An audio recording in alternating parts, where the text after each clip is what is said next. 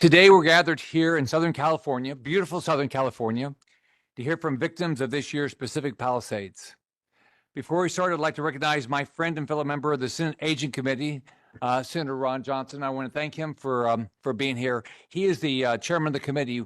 We don't get to do these investigations unless the chair of the committee is receptive to doing the investigation. And he's got the subpoena power to make sure that we can get all the facts. Without that, you're never guaranteed you're going to get all the facts.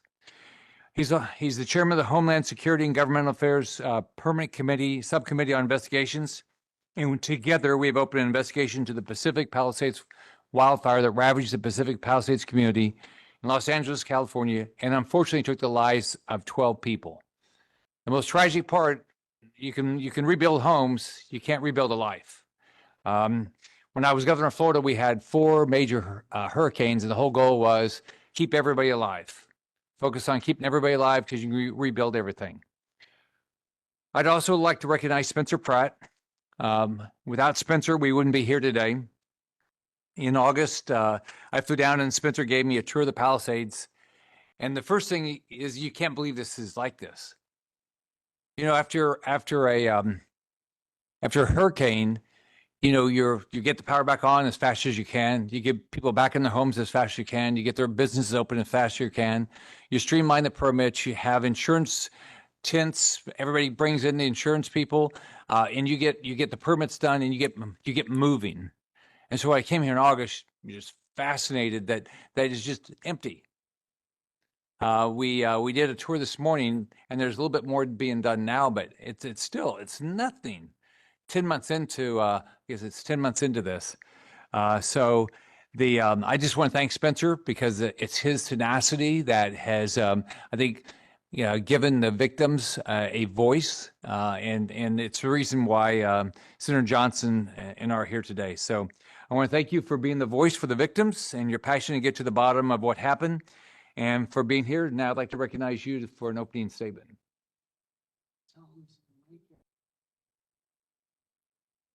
Last time I talked, I blacked out, so I wrote some notes down this time.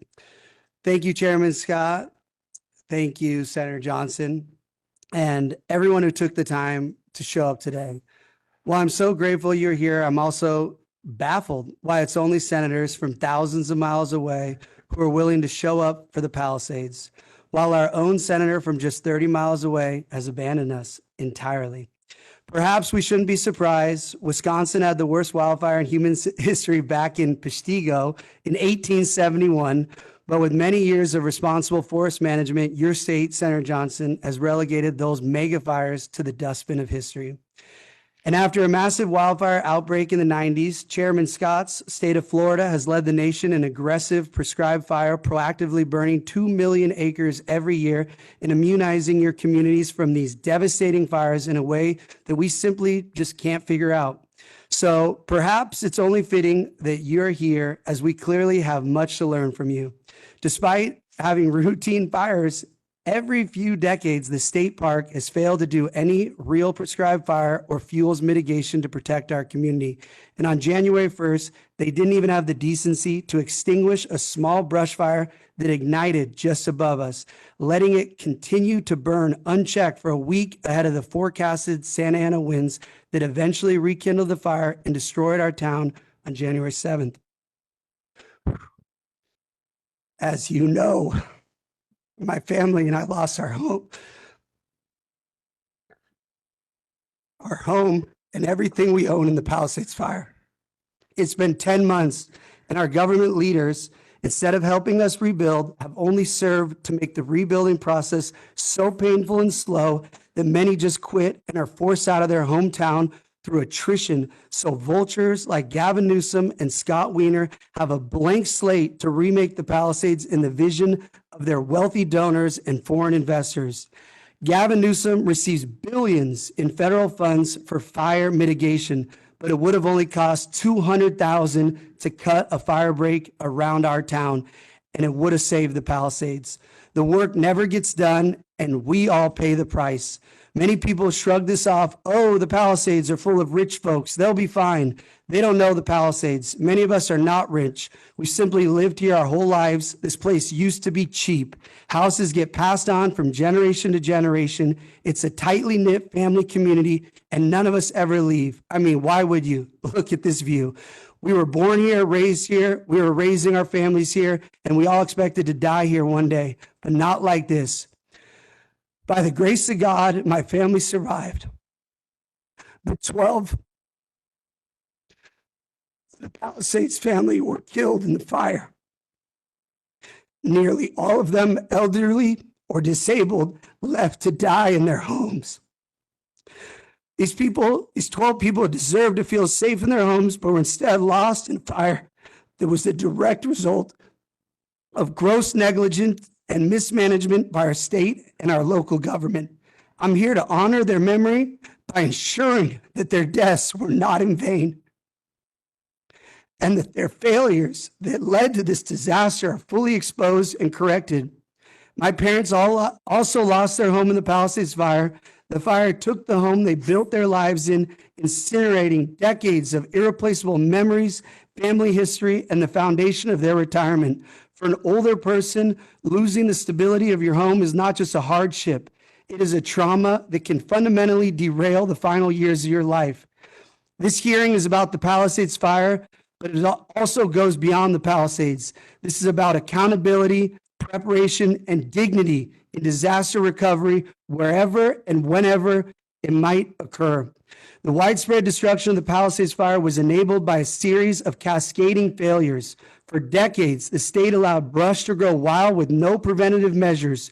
Critically, for at least a year before the fire, the Los Angeles Department of Water and Power drained our reservoirs.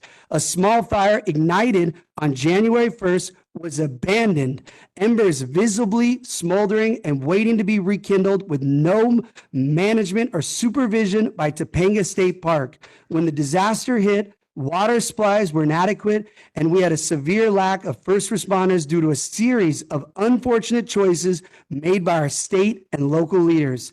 After the fire, residents were left dealing with the consequences of being uninsured and underinsured, making it impossible for them to recoup the value of their homes. All this has left thousands of Palisades residents, many senior citizens on fixed incomes, facing the impossibility of rebuilding their lives. For those able to rebuild, the process is an absolute nightmare. Permits are delayed. Local bureaucracy is moving at a crawling pace. There are complex questions of soil toxicity and foreign investors buying all the land. These are not political issues. They are issues of humanity and decency. I remember, Senator Scott, when we met in your office in DC, you shared that when a town gets destroyed in your state from a hurricane, the pitchforks come out if it's not all rebuilt within 3 months. That's like science fiction to us. Just up the canyon at Malibu Lake, there's still dozens of burnout lots from the Woolsey fire that hit 7 years ago. Lots that still look like the Palisades does now. Up north in Paradise, 75% of the town is just barren, untouched lots 7 years after their big fire. It's hard to see that and believe our town will ever be rebuilt in our lifetime. It's hard not to feel abandoned by our state and local politicians, and it's hard to not lose hope. Thank you to the committee for providing the Palisades with a voice and a glimmer of hope. All we want to do is rebuild our town the way we remember it. Protect our neighbors from these predictable and preventable fires. I'm grateful that you are using your power to investigate what went wrong and how to prevent tragedies like this from happening. I'm grateful that you are shedding a light on all issues we're facing.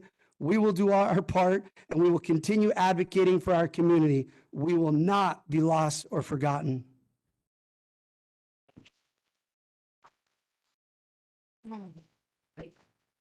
You know, I was governor of Florida for 8 years, and I've been in the Senate now. This is my 7th year. And what I tell everybody is, if you want better government, you got to do what Spencer's doing. You got to get in the middle of it. If you, everybody can be a voice.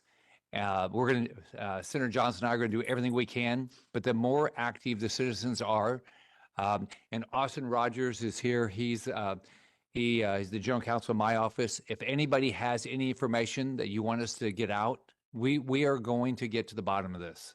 It's not right what happened. 12 people should not have died. And I just want to, again, thank Spencer and everybody that is active, and we'll do everything we can. Now, I'd like to thank the American Legion for hosting us today. This post has been a pillar of the community and has supported recovery since the fires. Now, I'd like to recognize a member from the Legion to give a few words, but I want to thank you for hosting this. Thank you. Yeah, in case you were wondering why I'm standing here, I went into marine mode and doing some security off to the side. So I'll send you the bill, sir. But one of the important things that we wanted to convey, and I talked to our staff judge advocate, who's our attorney, that anytime leaders, regardless of political affiliation, want to come by our posts and be a part of the recovery effort, be a part of leading us into different avenues of the future, we welcome that. So the American Legion is a nonpartisan organization, and if you haven't heard of us, we're the largest veteran resource organization in the country with millions and millions strong. We're chartered by Congress. So I am the commander, Joe Ramirez. I'm also the CEO of this organization. I don't live here. I live like 15 minutes away here, so I wasn't affected, but I was affected when it comes to this idea that we all had to pull together and bring in community leaders to rally and try to figure this out, including the long-term recovery group, which I'm sure you'll hear from later on. And that's about it. I'm ready to sit down and turn it back over to you, Senator Scott. And I can't even tell you, Spencer Pratt, wherever you went, how powerful his words were, and also the power of social media, right? The power of social media, getting the word out and being engaged. So thank you very much, sir. Thank you. So, by the way, I'm on Armed Services Committee, and you should be very proud of the Marines. Everything they're required to do, they do. They can do an audit. They can do everything they can, and so all the other branches are going to have to step up to be as good as the Marines are. They always do a great job. The U.S. Senate Special Committee on Aging will now come to order. Natural disasters do not discriminate. It doesn't matter how old you are, how much money you have, or how smart you think you may be. If you aren't prepared, nothing else matters. And while being prepared starts with you and is vital for everyone, it is also very important that your local, state, and federal governments do all they can to prevent disasters. And for those disasters that can't be prevented, they must be prepared to respond. I believe the Palisades Fire was more than just a horrific tragedy. It was an unacceptable failure of government to protect the lives and property of its citizens. And we all know that this fire hurt our seniors more than anyone else. Families in this community deserve answers and accountability. Over the years, billions upon billions of federal taxpayer dollars have been directed to California to support fire management and disaster mitigation efforts.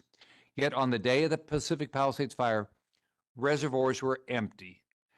Fire hydrants went dry, and innocent people, including many vulnerable seniors, perished, while thousands more lost their homes, businesses, and everything they owned. While nothing can undo the damage done by the Pacific Palisades Fire, I am committed to advocating for the victims, their families, and this community to get answers and make sure this never happens anywhere in our great country ever again. As a senior senator from Florida and former governor, I am no stranger to disasters. Throughout my 8 years as governor and 6 years serving Floridians in the U.S. Senate, I've seen the destruction left behind by multiple devastating hurricanes in the Sunshine State. If there's one lesson I've learned, it's that preparedness saves lives. And after every disaster, you have to talk to people and see how you can be better next time. I was way better on my fourth hurricane than I was on my first hurricane. If there's no alternative to getting prepared and having a disaster plan, when disasters strike, the things around us can be replaced, but if you don't protect your life, there is no second chance. I tell Floridians constantly during hurricane season, you can rebuild your home, but you cannot rebuild your life. I cannot tell you how many Floridians I have talked to that barely survived hurricanes and wish they had done more to be prepared. The goal is always to keep people alive and save our homes and businesses. Today, we're here in beautiful Southern California to hear from victims of the Palisades Fire As chairman of the Senate Special Committee on Aging, I think it's important we hear from victims who were directly impacted, many losing everything they had. I am so thankful to have the witnesses that are coming before us today and have them share their stories. Now I'd like to recognize Senator Ron Johnson for his opening statement. Thank you, Senator Scott. I think Spencer kind of asked the question, why do we have a senator from Wisconsin and a senator from Florida coming here to Palisades to open up an investigation on this? I want to tell the story because I think it makes a couple important points. Senator Scott was in the Philippines on a foreign trip, and one of his staff members, who is too modest to be named, was watching a podcast with Spencer Pratt when he was describing all this. And because Senator Scott hires staff with the heart, with real compassion, that resonated with her. She contacts Senator Scott, who she knew was going to be flying back and stopping in Los Angeles, and set up that meeting. And so Senator Scott, who, as you now know, was governor of Florida and has dealt with disaster after disaster, got better at it, understands the problem, toured the Palisades, and now, like I've toured it, shocked. I mean, literally shocked. I mean, where's all the recovery? Where's all the construction? Where's all the building? I will say that in terms of having somebody in Congress, in the Senate, overseeing this investigation, this is really his investigation because he's got the expertise. You could not find somebody better. And so he contacted me. I'm chairman of the Permanent Subcommittee Investigation. I do have unlimited subpoena power. I don't have to get votes or anything. I just issue the subpoenas. Now, we don't want to do that. We're hoping for cooperation. But I've been investigating now for better part of 10 years. And let's face it, government authorities are not particularly transparent. They'll turn you over documents. They'll give you, tens of thousands of pages, but not the good stuff. So I'm hoping we don't have to use that subpoena power. And we've gotten some productions, but again, nothing particularly revealing. What we need more people like Spencer. We need more people in the fire departments. And I realize they're concerned about retaliation, but we need whistleblowers. We need people from the community coming forward and telling us what they know. Documents, text messages are incredibly important because if we are forced to issue subpoenas, the fact that the people that are supposed to comply with our subpoenas, if they're thinking, well, somebody else may be sending them this email, and it's going to look pretty bad if I don't produce that documents as well. Again, I'd prefer not using those compulsory techniques, but I think we're going to have to. And why? Because we want to get to the bottom of this so we can prevent disasters like this in the future. This is completely unacceptable what happened here. This is, unacceptable negligence after unacceptable negligence layered on top of each other that resulted in this. There was an excellent article in the Wall Street Journal by, your member of Congress, Tom McClintock. And I could not even believe the statistic. This is shortly after the fires. Apparently, in the late 1800s, California was suffering for about 4.5 million acres of acres being destroyed by fire. Again, this is the late 1800s. So they took care of it. But by the late 1900s, California was only experiencing about 250,000 acres being burned. And then they abandoned all those successful techniques, and you're back up to, a fire of 4.5 million acres again. There's no reason for it whatsoever. So again, I just really want to applaud Spencer, Senator Scott's staff member, Senator Scott himself, for recognizing that this is something that we have to pay attention to. I want to thank everybody coming here to tell our stories. We're going to be listening, and hopefully, by highlighting this, we can prevent this in the future. And certainly what we need to do is help Palisades recover, rebuild, but do it in a responsible way. I mean, part of the problem here is we're going to be asked, American taxpayers, to put billions of dollars into this, okay? I certainly don't trust the elected officials in California, Los Angeles, to use that money wisely. So we're going to have controls over that. I think some of our witnesses will be talking about that. But we also need to insist that they start implementing what they knew how to do 30, 40 years ago, to bring that burn down to 250,000 acres a year, this can be prevented. So anyway, Senator Scott, thank you, and thank all of you for attending, and let's hope this has real meaning. Thank you, Senator Johnson. Now I'd like to welcome our witnesses today, all of whom bring important perspectives on the challenges facing the elderly when it comes to preparing for a disaster. First, I'd like to introduce Tom Doran, right? Is that right? Tom is a longtime resident of the Palisades and a member of this American Legion squadron.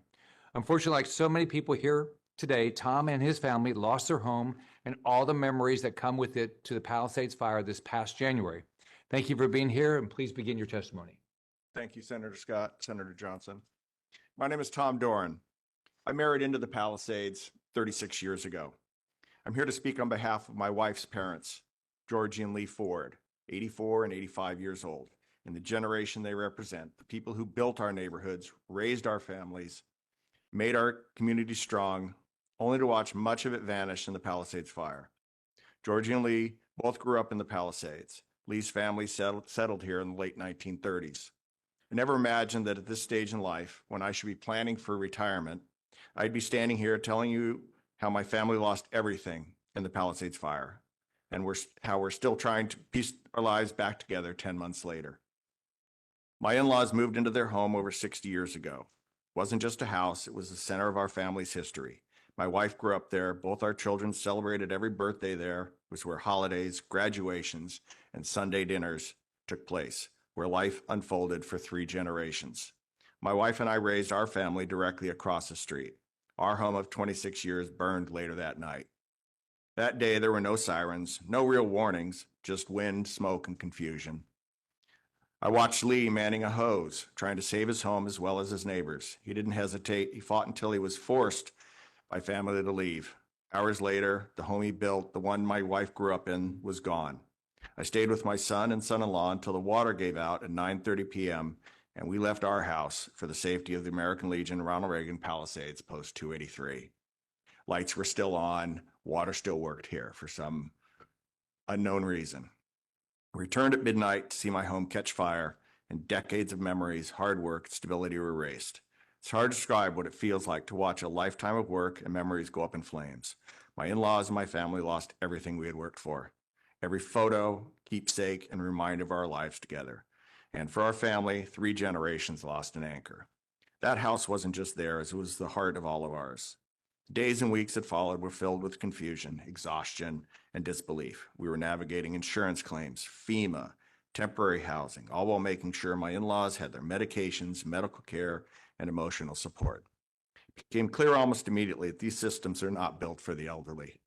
Everything from online forms, digital portals, to endless hold times assumes physical mobility, technological literacy, and mental endurance that most seniors simply don't have. My father-in-law had a flip phone from 1998. My in-laws can't sit on hold for hours, upload digital photos, or manage multiple accounts. Every step in the process was overwhelming. So the family stepped in. We helped with the paperwork, the phone calls, the follow-ups, and the appointments. I'm 65 years old myself, still working full-time and trying to manage my own family's recovery because our home burned too. And even now, 10 months later, we're still cataloging every single possession we owned for insurance purposes. Every pot, every book, every photograph, line by line, while it's abundantly clear that it was a total loss. The emotional toll of having to relive what we lost just to prove it is staggering. For elderly survivors like me in-laws, this process is not just inefficient, it's inhumane. The fire didn't just take their home, it took their stability, health, and confidence. My mother-in-law survived multiple strokes and needed emergency surgery just weeks after the fire. The loss of their home and independence has aged them visibly. Their routines, their sense of safety, and their place in the world, all of it changed overnight. And the ripple effects have touched every generation in our family. My wife lost the home she grew up in. My children lost the home where they spent their childhood holidays. I've had to watch the people I love the most struggle to find footing in a system that doesn't seem to see them. The trauma didn't stop when the fire went out. It has stayed with us emotionally, financially, and generationally.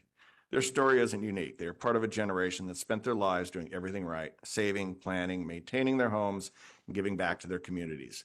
When disaster struck, they were left to navigate a world that no longer works for them. So many elderly survivors are still displaced, living in temporary rentals, isolated from the doctors, their friends, and the neighborhoods they once held together. They're scattered throughout Southern California, from Laguna Beach all the way up to, the valley and Camarillo. And without family to help, many have simply fallen through the cracks. For families like ours, that help comes with its own toll. We've become their advocates, their drivers, their case managers, all while trying to rebuild our own lives. It's a full-time job on top of a full-time job. And we're the lucky ones. We have each other. There are countless seniors out there who don't. This experience has made one thing clear. Our disaster recovery systems are not built for aging populations or for the families trying to support them. Because when someone in their 80s loses everything, it's not about starting over. It's about preserving dignity, safety, and connection in the years they have left. My in-laws are still with us. They're still together. They're still showing us what strength looks like. The systems around them have not shown that same strength back. When we talk about recovery, we often focus on rebuilding structures, but recovery for the elderly is about rebuilding people, their confidence, their routines, and their sense of belonging. We owe it to them, the generation that built these communities, to make sure they are not forgotten after the flames. I ask that that the state and federal government release FEMA funding to help our community rebuild our infrastructure. We need our local and state governments to have a concrete plan for future disaster prevention, rescue, and evacuation, not just for fire, but for earthquakes and flooding. The system doesn't work. It's the people on the ground, the SBA people, there's two of them in the room over there, that they know. I come in here all the time, and they know me, and they are working because my father-in-law, we still don't have funding. He doesn't have his loan. And it's been because my grandmother and my mother-in-law did not have a driver's license. She had stopped driving 10 years ago. So we had to wait till that. And by that time, they had closed the portal. And now we're struggling to force our way back in so they have the funds to rebuild, to partially rebuild at least. So thank you very much for allowing me to speak.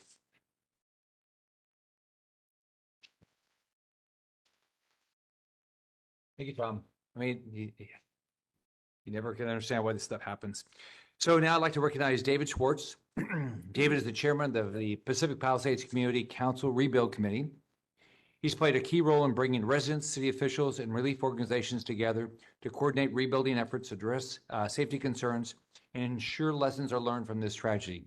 Thank you for being here, and if you can begin your testimony. No, thank you. Thank you, Mr. Chairman, and thank you, Senator Johnson, for the opportunity to discuss the impacts of the Palisades Fire on my neighbors and to suggest a path forward in resurrecting our community. As the chairman said, I'm the chairman of the Rebuild Committee of the Palisades Community Council. It's a non-governmental organization that was created 50 years ago to advocate for Palisadians. I am here today in my personal capacity, as PPCC has not yet taken an official position on aspects of what I'm going to say today. Until the 7th of January, my family lived just less than a half a mile from where we are. Our home was one of the few in our neighborhood to have survived the fire. But because we were in the epicenter of the burn zone, the thermal damage and fire-related contamination, including from toxic metals that have never before been seen in a fire disaster of this nature, renders our home presently unsafe to inhabit. I mention this because with the focus on the 6,800 plus homes and other structures destroyed, we ought to pay attention to the thousands of homes that remain standing. And I'm glad Spencer mentioned the unknown knowns of the environmental contamination that could affect everything, including the baseball playing field that's just a block from where we live. Those are things that I worry about. Today, I want to discuss, I should say my written submission is my own personal observations on what went wrong. Let me just say this. The first obligation of our state government under our state constitution is to protect life and property. I'll let you answer the question and the other members of the panel speak to what happened and why that didn't happen. Instead, what I'd like to talk about is how we can get this community back on its feet. First, without expediting infrastructure repairs and construction permitting, vacant lots and unoccupied houses will give license to squatters, petty crime, and vandalism. Without fire resiliency infrastructure improvements, the cost and the availability of fire insurance will continue to remain a barrier to obtaining construction financing and home mortgages. Third, without insurance, many people will refuse to reinvest in this community, which is a designated very high fire hazard severity zone. Finally, without federal support to fund these repairs and improvements, Palisades will remain a disaster tourist destination and, frankly, an embarrassment to the host city of the 2028 Summer Olympics. Now, I'm going to say something that may buck the orthodoxy around federal disaster relief. Don't write Los Angeles a blank check. Before another dollar is appropriated, Congress should insist on 4 conditions to ensure that federal funding will actually be used to rebuild my community on budget and on time. First, Congress should insist that Governor Newsom exercise his executive power to create an independent, and I underscore that word, independent Palisades Reconstruction Authority, much as what happened in New York after 9/11. Governor Pataki created the Lower Manhattan Development Corporation to oversee the rebuild. He knew that ceding control over that project to the state or the state legislature or the vast bureaucracy in New York would lead or devolve into a political negotiation. So he bypassed the state legislature and the New York City Council. He constituted the LMDC to oversee construction and appointed a board of directors comprised of business leaders who were not beholden to interest groups to administer the distribution of federal HUD financing. And that can work here too. Second, Governor Newsom can delegate to this PPRA, the authority, certain of his emergency powers. Keep in mind, we are still under an emergency declaration, and his powers under the California Emergency Services Act are expansive. They include the ability to oversee reconstruction logistics, and to accelerate the pace of rebuilding, including by cutting through burdensome permitting requirements or providing contractors a safe harbor from some of this state's most punitive wage and hour regulations. Third, while the PPRA must be independent from City Hall, the board must be accountable to residents and to the federal government. There have to be strings attached to each tranche of federal funding so the authority will remain focused on the economic and infrastructure needs of Palisadians and business owners. Fourth, while the Palisadians should not be asked to repair streets and water systems after being so grievously let down by their elected and public safety officials, they should be willing to co-invest alongside the federal government as the long-term beneficiaries of fire resiliency improvements, such as undergrounding utilities. And there are any number of financing ways to achieve that goal. These are the sorts of conditions that President Trump insisted upon when he visited the Palisades 9 months ago. It's also what our community wants. According to a survey conducted this fall by our organization, NORC found that nearly 2/3 of residents are somewhat to extremely confident in the ability of a community-based rebuilding authority with an elected board of directors to lead a coordinated and effective rebuilding effort. Conversely, about 75% of residents have little to no confidence in the ability of state, county, or local government to lead this effort. One last thought, and thank you for your indulgence, Mr. Chairman. When he visited the Palisades in January, we cheered when President Trump said, "We're going to get it fixed, though we'll get it fixed permanently, so it can't happen again." As far as we know, neither Mayor Bass nor Governor Newsom has picked up the phone to ask the president how he would fix the Palisades. So, Mr. Chairman, Senator Johnson, we're asking that you take this message back to the president. Bring us your ideas, your impatience with the status quo, and your willingness to set aside the business as usual federal disaster playbook so that in partnership with you, with Congress, and with this administration, together we can rebuild this community. Thank you, Mr. Chairman.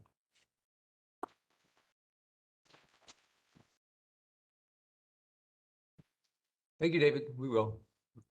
So now I'd like to recognize Jessica Rogers. She is the president of the Pacific Palisades Resident Association and has been a leading voice for those impacted by the fire. Thank you for being here. Please begin your testimony. Good morning. My name is Jessica Rogers, and I serve as the president of the Pacific Palisades Residents Association, a 58-year organization dedicated to protecting our environment and ensuring residents' safety. I'm also a geriatric social worker who spent over a decade as a clinical social worker for our elderly population at the local synagogue. I'm currently the vice chair of the Pacific Palisades Long-Term Recovery Group. I'm here today to speak about the catastrophic failures that endangered our most vulnerable residents on January 7th, the ongoing abandonment we continue to experience, and why we need federal intervention to ensure our community can rebuild safely. At 10:45 a.m. on January 7th, I saw billowing smoke north of El Medio Bluffs. Within 5 minutes, I knew something was terribly wrong. Within 10, the entire hillside was engulfed in flames. Here's what should horrify this committee. We never received an evacuation notice when the fire started. As I ran through my house gathering belongings, I kept checking my phone for alerts from local government. Nothing came. It wasn't until 12:30 p.m., nearly 2 hours after the fire started, that I received a notice to prepare for potential evacuation. By that time, I was already filling up my car, feeling the heat on my skin, just like I was too close to a barbecue. The mandatory evacuation notice, that didn't arrive until nearly 5 p.m., when the homes on my street were already burned and smoke made it impossible to breathe. As soon as I escaped around 1:15 p.m., I immediately took charge because local government response was inadequate. I contacted our councilwoman staff at the fire department's central command, relaying ground level information from residents. I asked neighbors to knock on doors before evacuating. Most critically, I coordinated sending firefighters and police officers. Most critically, I coordinated sending firefighters and police officers to locations where elderly people were left behind. The Palisades Highlands situation was desperate. Residents were trapped because access points were blocked by abandoned vehicles. People had been engulfed in flames with no option but to abandon their cars in the middle of the street. I made calls continuously through the night, so many that my tongue was bloodied on both sides from the cuts from my teeth. I did this because our elderly residents, that are more than a third of our population, were in grave danger and no one else was coordinating their rescue. Let me be clear. Seniors with mobility issues, those dependent on oxygen, residents with dementia who needed assistance, they all lost precious hours because of inadequate warnings. In my years as a geriatric social worker, I knew exactly who would struggle to evacuate quickly. I did everything I could to help coordinate their safety because the system failed. What happened on January 7th was a disaster. What has happened since proves local government cannot handle our recovery. We've been told the city has no funding to support us. We're still fighting for permit fee waivers 10 months after the fire. Adequate security and infrastructure funding. Every time we ask for help, we're told to self-fund.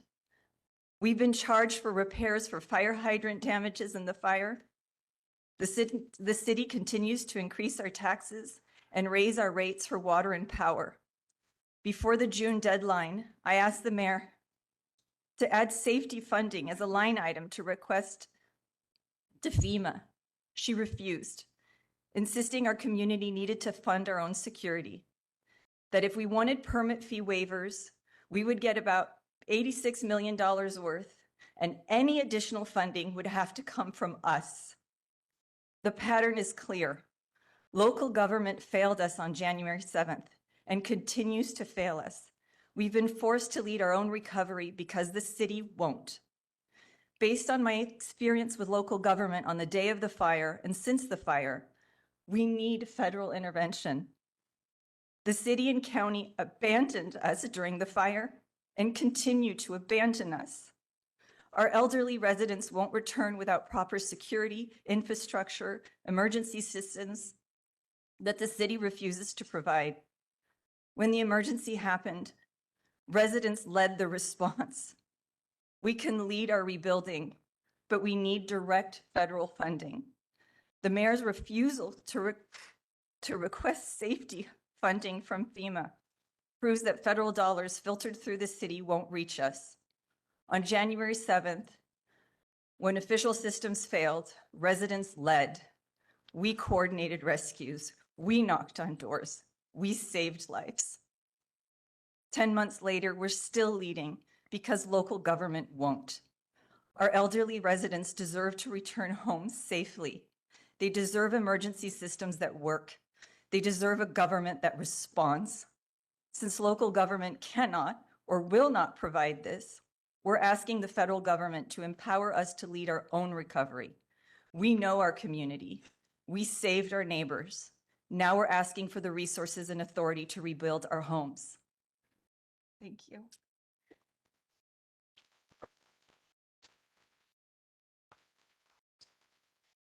You know, Jesse, you talked about the evacuations. If you, Irma, which I think was like 2017 when I was governor, we evacuated 6 million people. And it was bigger in size than the state of Florida. And that's what saved lives. You got to get, you got to get people out early. You can't wait. You know, I mean, roads get back, all this stuff happens. So, but thank you for what you've done. Next, we're going to hear from John Alli. John is a longtime resident and business owner in the Pacific Palisades who has been deeply involved in the community's recovery efforts following the fire. Thank you for being here, and please begin your testimony. Thank you, Senators Johnson and Scott, and to your staffs for your time and patience. I'm here representing the voice of my dad, 99 years old, my deceased mom, who didn't make it, in part because of confusion from the fire, my sister, her husband, and her kids. I'm one of 7. We all made our homes in the Palisades. We're all displaced. And before I go into the fact that I was the last person to speak with LA Mayor Karen Bass before she departed for Ghana on Saturday, January 4th, I want to say what comes from my heart. Our mayor, our governors, our 3rd District County Supervisors' actions, their inactions, their unwillingness or lack of thought to call meetings with city, county, and state department heads to plan, assess, question, even discuss our resources, how our city and community were prepared for an emergency or evacuation. Eventually, every city has that. Caused death, caused relocation of families, directly affected the safety of our children, our parents, our peers, and our treasured aged. Affected our jobs, our economic health of our entire city. Our community was kept in the dark for days. In a sense, it still is. Their silence, concealment, lack of transparency revealed where their loyalties lie, and it's not with the residents of this community. I spoke to Karen Bass as she was boarding the plane to Ghana. We were talking about the fires. She was inquiring about another area where I own properties, MacArthur Park, Westlake area. We discussed predicted winds. I was concerned because of the daily and nightly 18-inch fires by meth users and addicts running wild in the park and next to buildings. I was concerned that that community would burn immediately since the buildings are 30s and 40s era construction. We discussed her leaving LA without a deputy mayor in place, in charge of Homeland Security, police, fire, airport. Deputy Mayor Brian Williams was on paid leave while the FBI investigated his reporting of false bomb threats at LA City Hall. Even our own police chief was not aware that Brian Williams was on paid leave. She seemed intent on leaving, became angry and personally threatening on the phone when I voiced my concerns. She told me she would miss just 2 days. I responded by saying she'd be away 5 days, that being mayor of the nation's second largest city was a 24/7 job, and that Saturdays and Sundays counted. Upon her return after the Palisades, my hometown burned, and my family lost their homes, everything over 50 years worth. I continued texting Karen Bass and leaving voicemail messages. She never returned my calls or responded to my text messages again. Irresponsible, not right.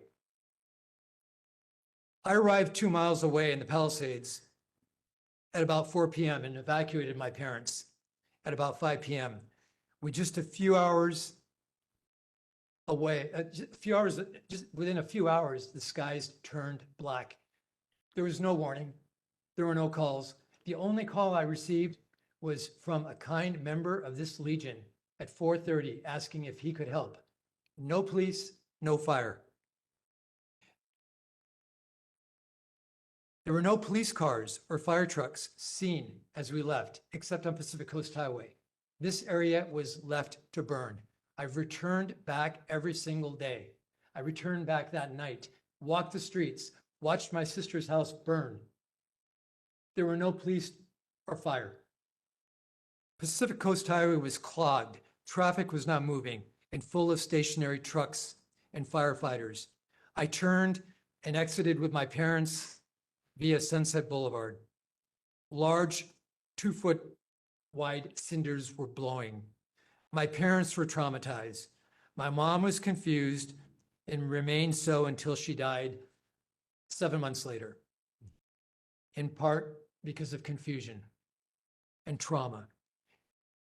Many of hers and my dad's contemporaries and friends also died that lived within just a few blocks, just within walking distance of here. I do not believe in coincidences. Their depression, confusion, forced relocation, and angst had lots to do with lots of deaths. I returned the very next morning on June 8th with a friend and have done so every day since. Less than 10 hours following moving my parents to temporary housing, we parked on Allenford about 2 miles away near Paul Revere Junior High School. We hiked the whole Palisades. Homes, structures in the Riviera area. Will Rogers, the Alphabet Streets, the Huntington were still burning. The commercial district was burning. Overhead power lines were sizzling and burning. Brand new fire roads for fire trucks in Potrero Canyon, the new canyon adjacent to our Palisades Recreation Center. They were never used. The gates were never opened. Portions of the park smoldered for days after. We learned from out-of-town, out-of-state firefighters that the fire that started January 1 and was never really extinguished is what's called a slumber fire. In the Midwest, these fires occur, they're not put out, and they occur even after 6-foot-high snowpacks. And the next spring, when the winds come up, the fires occur again. Fires on our property were still smoldering 4 days after the initial fire. Fire hydrants were dry, but streets were flooded by water from homes, gushing from water lines inside where sinks and showers once were. Exterior garden connections. The Department of Water and Power never responded. despite many calls. Our councilwoman, Tracy Park, was our only source of help. She had family come out and direct Southern California Edison to try to turn off the flames from fireplaces and stoves during winds, which were still 5 and 6 feet high after the fire. For 7 days following the fire, we saw only crews and trucks from other California cities, Mexico, out of state. And interestingly, a lime-colored fire truck with the words alluding to the governor's Newsom fleet remained parked in the driveway of one of his supporters on Chautauqua Boulevard near Almaloya Drive. Crews from that truck stayed, even as other homes across the street burned. Crews removed fallen trees and branches leaning against that existing 2-story house. We freely accessed other areas burned on motor scooters that we rented in Santa Monica. Firefighters, police never accessed the newly constructed roads for emergencies, mainly in Potrero Canyon. Potrero Canyon is in the dead center of the Huntington, Alphabet Streets, and all of the streets north towards Palisades High. They all burned. Stating they were unable to spread the fire, stop the spread, we were told by out-of-state firefighters that they let part of the Huntington burn. They drew a line in the sand so that the fire wouldn't cross into Santa Monica. We saw countless hoses abandoned 3 days later. They were never used, and they were worn out, never used, fire hydrants that were never used. We thought it was weird. We saw one gasoline canister thrown and then left alongside burned hillside of Chautauqua Boulevard, leading to PCH. We informed a nearby fire truck and were told to report it to Fire Station 69, the main station here. We went there. We were told to take the canister to LA County near Leo Carrillo Beach, 40 minutes away, to the arson division. We didn't do that. We left it. The back portion of those homes burned. The city has paused, not waived permit fees for homes with the very same plans.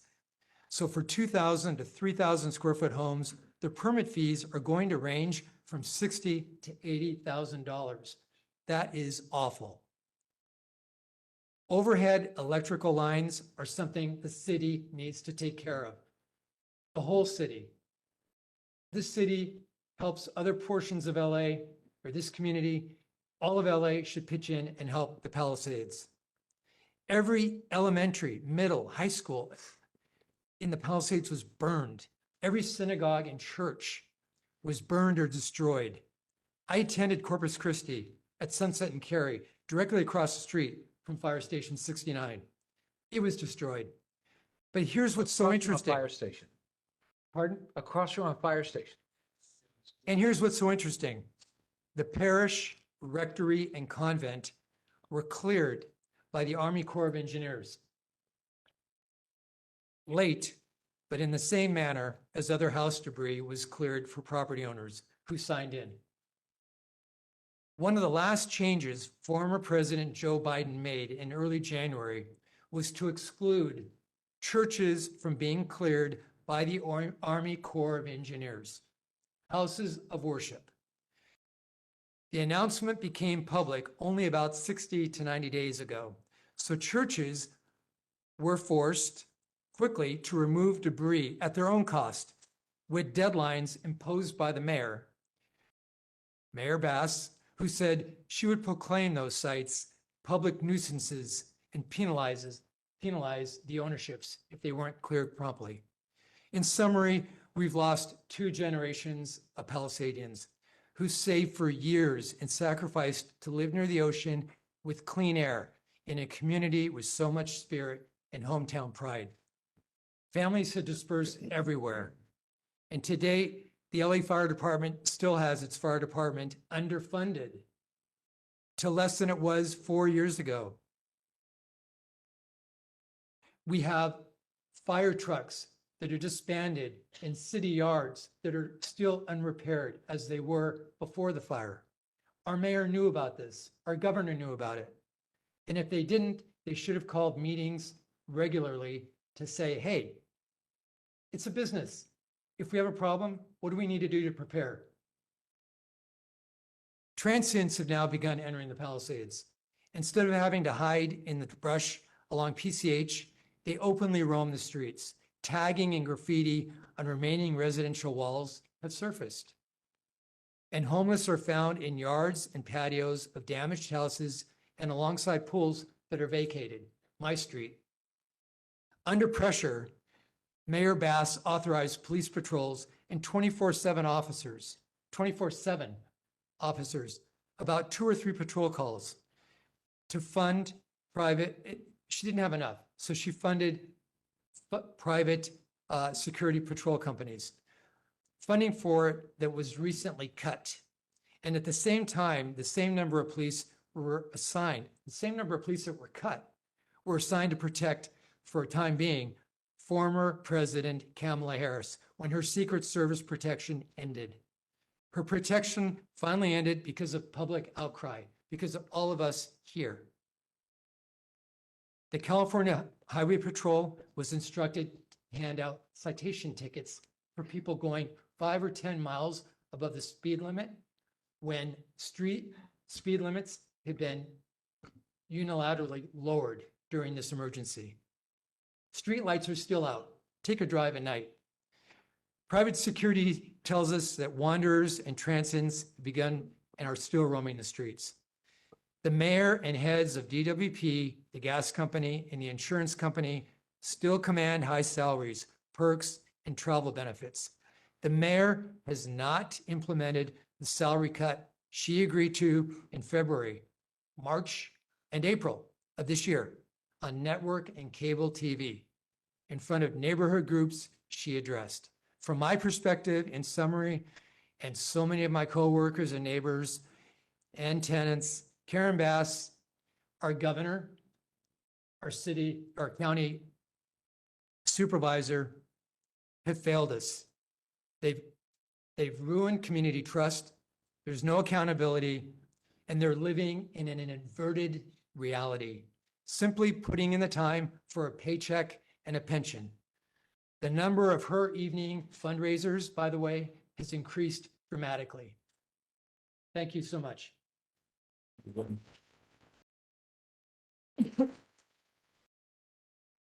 Thank you, John. Now I would like to recognize Bruce and Rachel Schwarz. Bruce and Rachel are son and mother, survivors of the Pacific Palisades Fire, who lost their home and nearly all their belongings in the January fire. In the months since, they've become strong advocates for fire recovery and preparedness, sharing their personal story to shed light on the challenges families face when navigating insurance claims, rebuilding permits, and the emotional aftermath of losing a home. Thank you both for being here, and please begin your testimony. Thank you, Senator. Excuse me. Thank you, Senator Scott and Senator Johnson. My name is Bruce Schwarz. Rachel is my mom. I've been a resident of Pacific Palisades for 25 years. And during that time, I've had the honor of serving as honorary fire chief and being recognized as Citizen of the Year for my efforts to promote fire safety in our community. On October 23rd, 2024, our Homeowners Association's insurance policy was dropped by State Farm. The only coverage we could obtain was through the California Fair Plan at twice the cost and for less than half the coverage. Just 76 days later, tragedy struck. 17 of the 25 homes in our townhome community burned to the ground.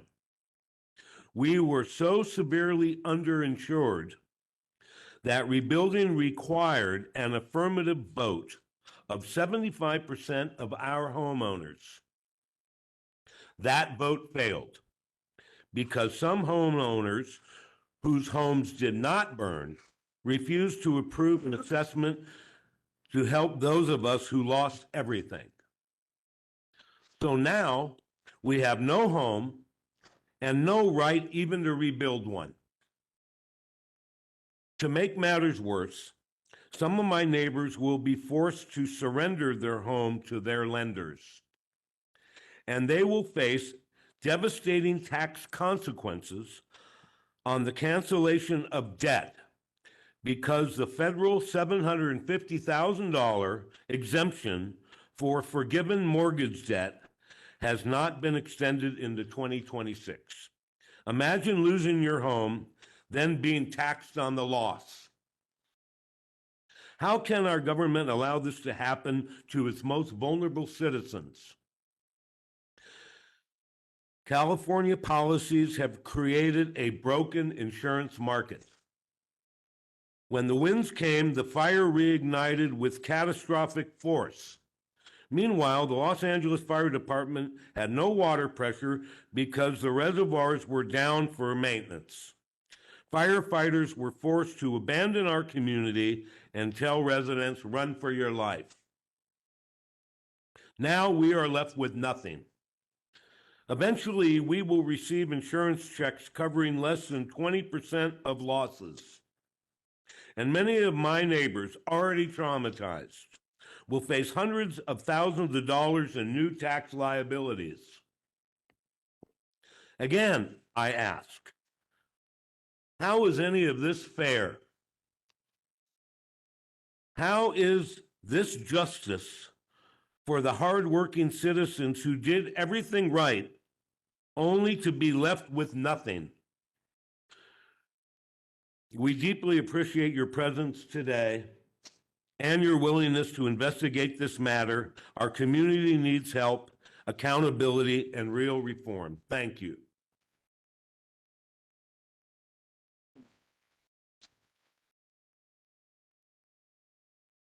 Rachel, you're up. I am up. I'm very proud of my son because I have learned just many things right now. So I think it he's proud has of to you be too. acknowledged to the senators and all the ladies and gentlemen here. Okay. Now it's my turn. Dear Senator Scott and Senator Johnson, my name is Rachel Schwarz, and I am 94 years old. Normally, I don't acknowledge as a woman my age, but today it was necessary. I don't usually testify at government hearings, but I felt I had to do it. I have been through a lot in my life. As a little girl, I survived 3 concentration camps and 3 weeks march before being freed by Russian and American soldiers. I was born in Warsaw, Poland. Somehow, by God's grace, I made it through. I came to this country when I was 15 years old, started over and made a life I was proud of. For the past 25 years, I lived peacefully in my home in the Pacific Palisades. I worked almost 35 years as a real estate, doing accounting to have the money to purchase this home. I lived peacefully in my home in Pacific Palisades. It was my safe place filled with memories, family photos, and the comfort I had waited my whole life to feel. Then the fire came. I watched everything I owned disappear in flames. At my age, it's not easy to begin again. I've been with my insurance company for over 25 years, always paid my premiums, never missed a payment, and now they tell me they will not cover, they will only cover about half of what I need to rebuild. It's not right. There are many seniors here in the Palisades who are in the same situation.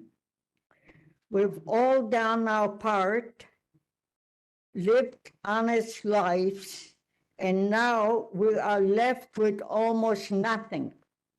It doesn't seem fair after all the years. Senators, I am not asking for pity.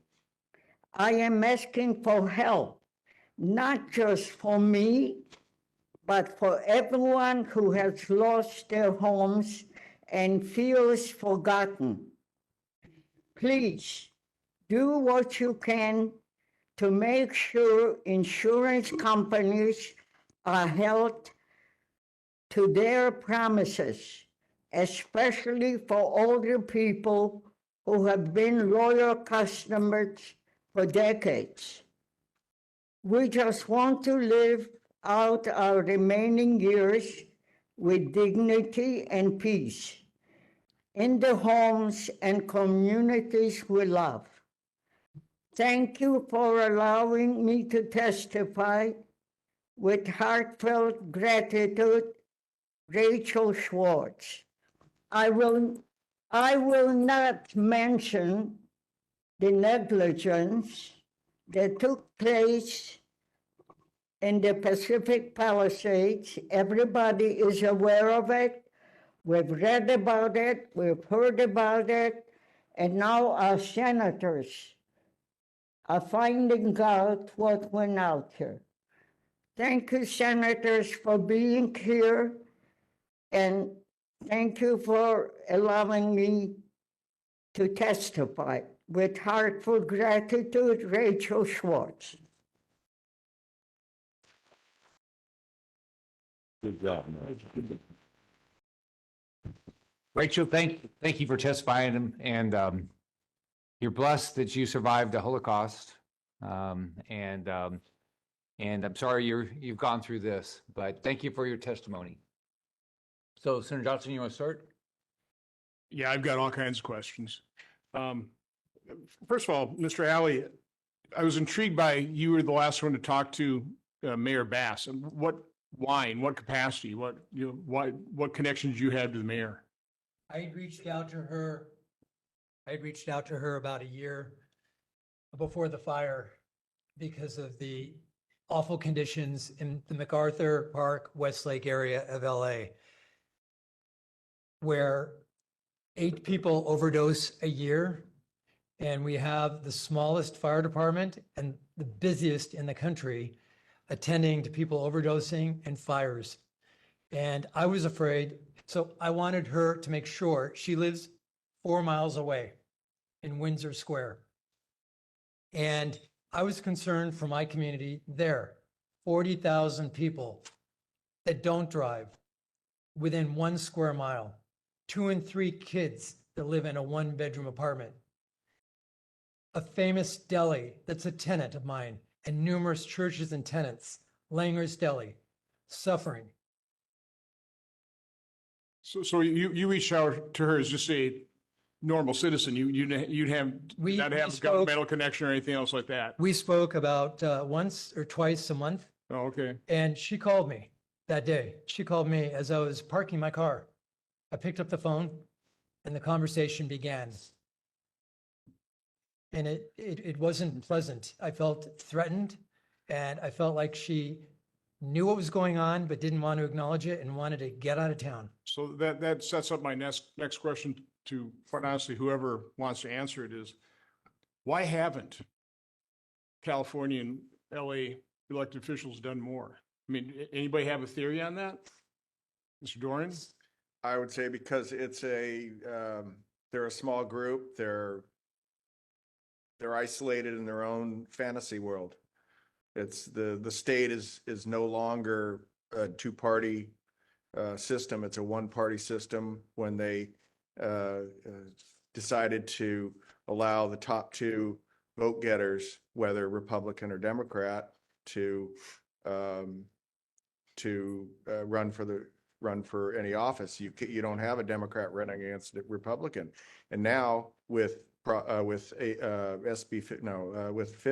50, we're going to be down to, instead of, 52 congressmen in our state, and now we're going to be down, and there's 43 or 4 that are Democrat and 9 that are Republican, and we're going to lose another 4 or 5 seats based on the redistricting that they just passed. So yeah, I know how Governor Scott handled disasters. He was there constantly. I mean, he went down and he stayed down until things got recovered.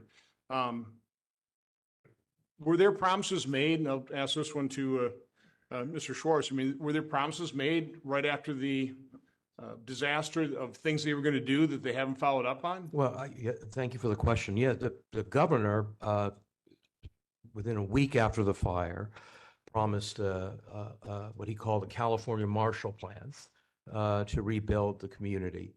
The mayor, I think, realizing that there was a threat, an evanescent one of a recall, made a lot of promises about getting the city back, the community back on its feet, but none of that has materialized. To the first question that you asked, I'd say the following. One, the state is operating at a $12 billion deficit, which makes resource allocation in the best of circumstances challenging. Number two, the city is operating at a $1 billion deficit for fiscal year 25-26. And yet, in August of this year, the city approved a $2.6 billion modernization of the LA Convention Center. When one factors in borrowing costs, that will approach close to $5.9 billion. Even the city's chief administrative officer acknowledged that it won't get done in time for the Olympics, and it will operate at a net loss. So we're going to see a compounding impact on sacrifices to infrastructure as well as public safety. This is just a terrible and misguided public policy decision. But it also reflects, in my judgment, the fact that if Palisades is not politically enough important to those who are in City Hall, it's not going to get the attention, and it hasn't. So elected officials really feel pressure from their constituents, but also from a responsible news media. Do we have a lot of news media pressure on those government officials in terms of, asking the questions? You made all these promises back in January. Why aren't you delivering on those? And anybody can take that. I don't believe we have a responsible news media locally. I've been to numerous news conferences. They want to get the next interview. They want to have access. They're not going to ask the tough questions, and they haven't. One of the other reasons,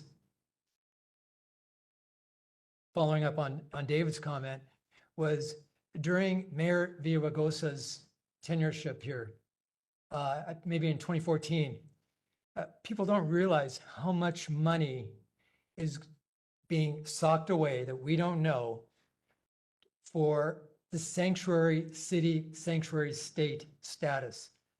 Now, I'm half Mexican, quarter Mexican. I'm a quarter Lebanese. My parents, my grandparents are immigrants. I'm all for a diverse population, but we don't know, and it's against the law for our city council and our state to tell us how much is being spent for illegal immigrants for healthcare, welfare, housing vouchers, etc. We don't know. Well, we have seen a couple of reports, nationally about $160 billion a year, spent at all local levels of government, federal, state, and local. But again, you don't have an inquisitive press trying to press the mayor, trying to press the governor in terms of how much are we spending on the illegal immigrant population versus what's going to be available to rebuild Palisades? I don't believe so. Just to quickly add to the point, after the fire, citizens, news outlets, social media voices inundated the city with Public Records Act requests, California state equivalent of FOIA. They got in return a blanket letter saying we're too overwhelmed with these requests to answer them in any timely or complete manner. And that is a violation both of the Public Records Act as well as of the Sunshine Act under the California Constitution. So we can put some focus on the failure of the media to be dogged enough, but you're experiencing the same issue, I suspect. If you can't get the answers out of City Hall, you're not going to get the story. Now, most of this information should be a matter of public record. They can invoke, as they have, blanket exemptions, which I'm sure you will be dealing with, as to why an ongoing investigation requires them to continue to shelter the information. Those can be broken through. Those are things that courts ultimately will break through if there was enough of a public urgency and compelling need to get those answers. So I would urge the committee, to the extent that your subpoena power doesn't do the trick, and I hope it does, that it ought to make the point that the California Constitution also carries citizen the presumption of openness. Thank you. Well, again, I see a number of media outlets here. My appeal to you is start putting pressure on elected officials here. It's got to come from the media. I mean, it's one of the main reasons that Senator Scott decided to hold this hearing here, is to draw attention to it so that constituents as well as the media start asking those questions. But I've got more, but why don't you go ahead? So, thank you, Senator. So let's start with the beginning. So you guys lived here.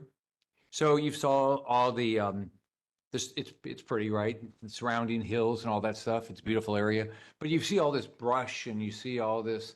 Did anybody ever talk to you about the fact that you need to do prescribed burns? You need to clean out the brush. You need to have fire breaks and all that. Did that ever happen? That would ever, because you have winds, you have heat, you have this. This is not like it just changed yesterday.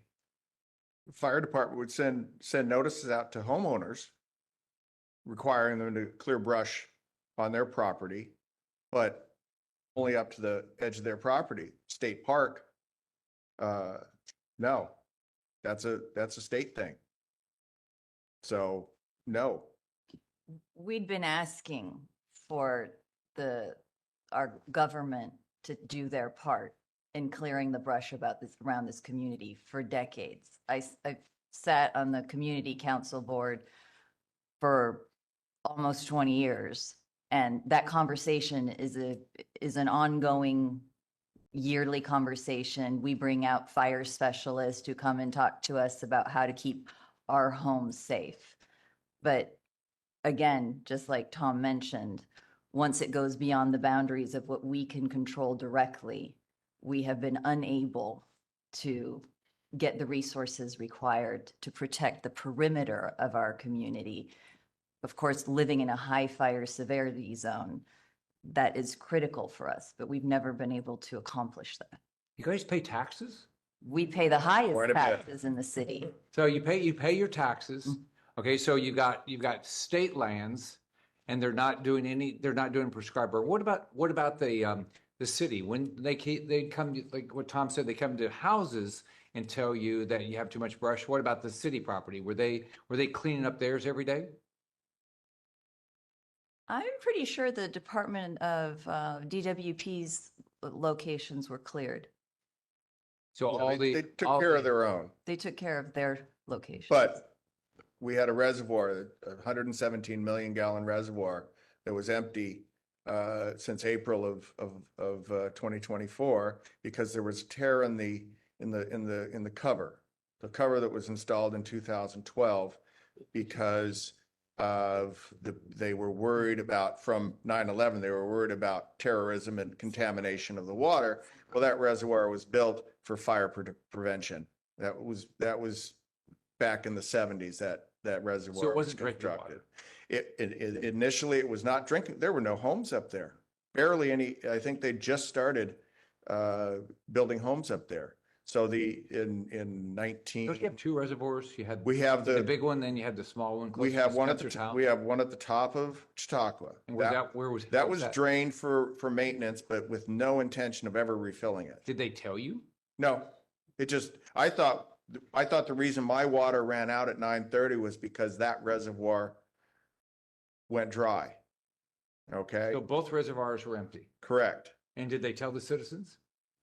We knew that San Ynez was empty. You could see it. But there was they put out for bid, and the bid they got, which was from the company that installed it, was twice as much as they had budgeted for. So, and it was the only bid.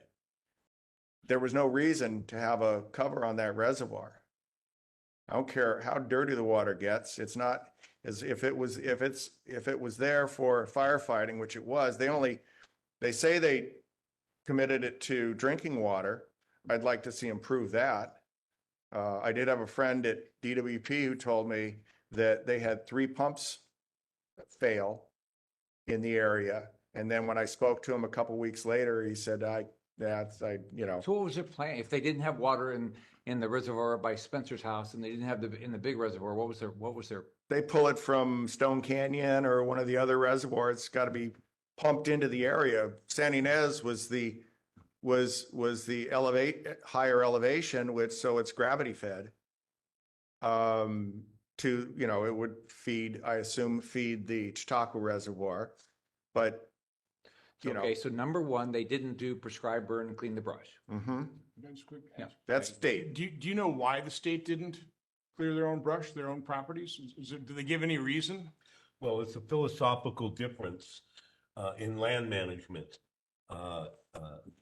They control, they not using good common sense, like for example, the indigenous people that lived here years ago used to start fires in the wintertime when there was plenty of moisture, so they burned slow and clear brush off so that there wouldn't be a giant firestorm from overgrown brush. But a philosophical decision was made to not allow cattle to be run, livestock to be run, which could have helped manage the grasses and manage the overgrowth.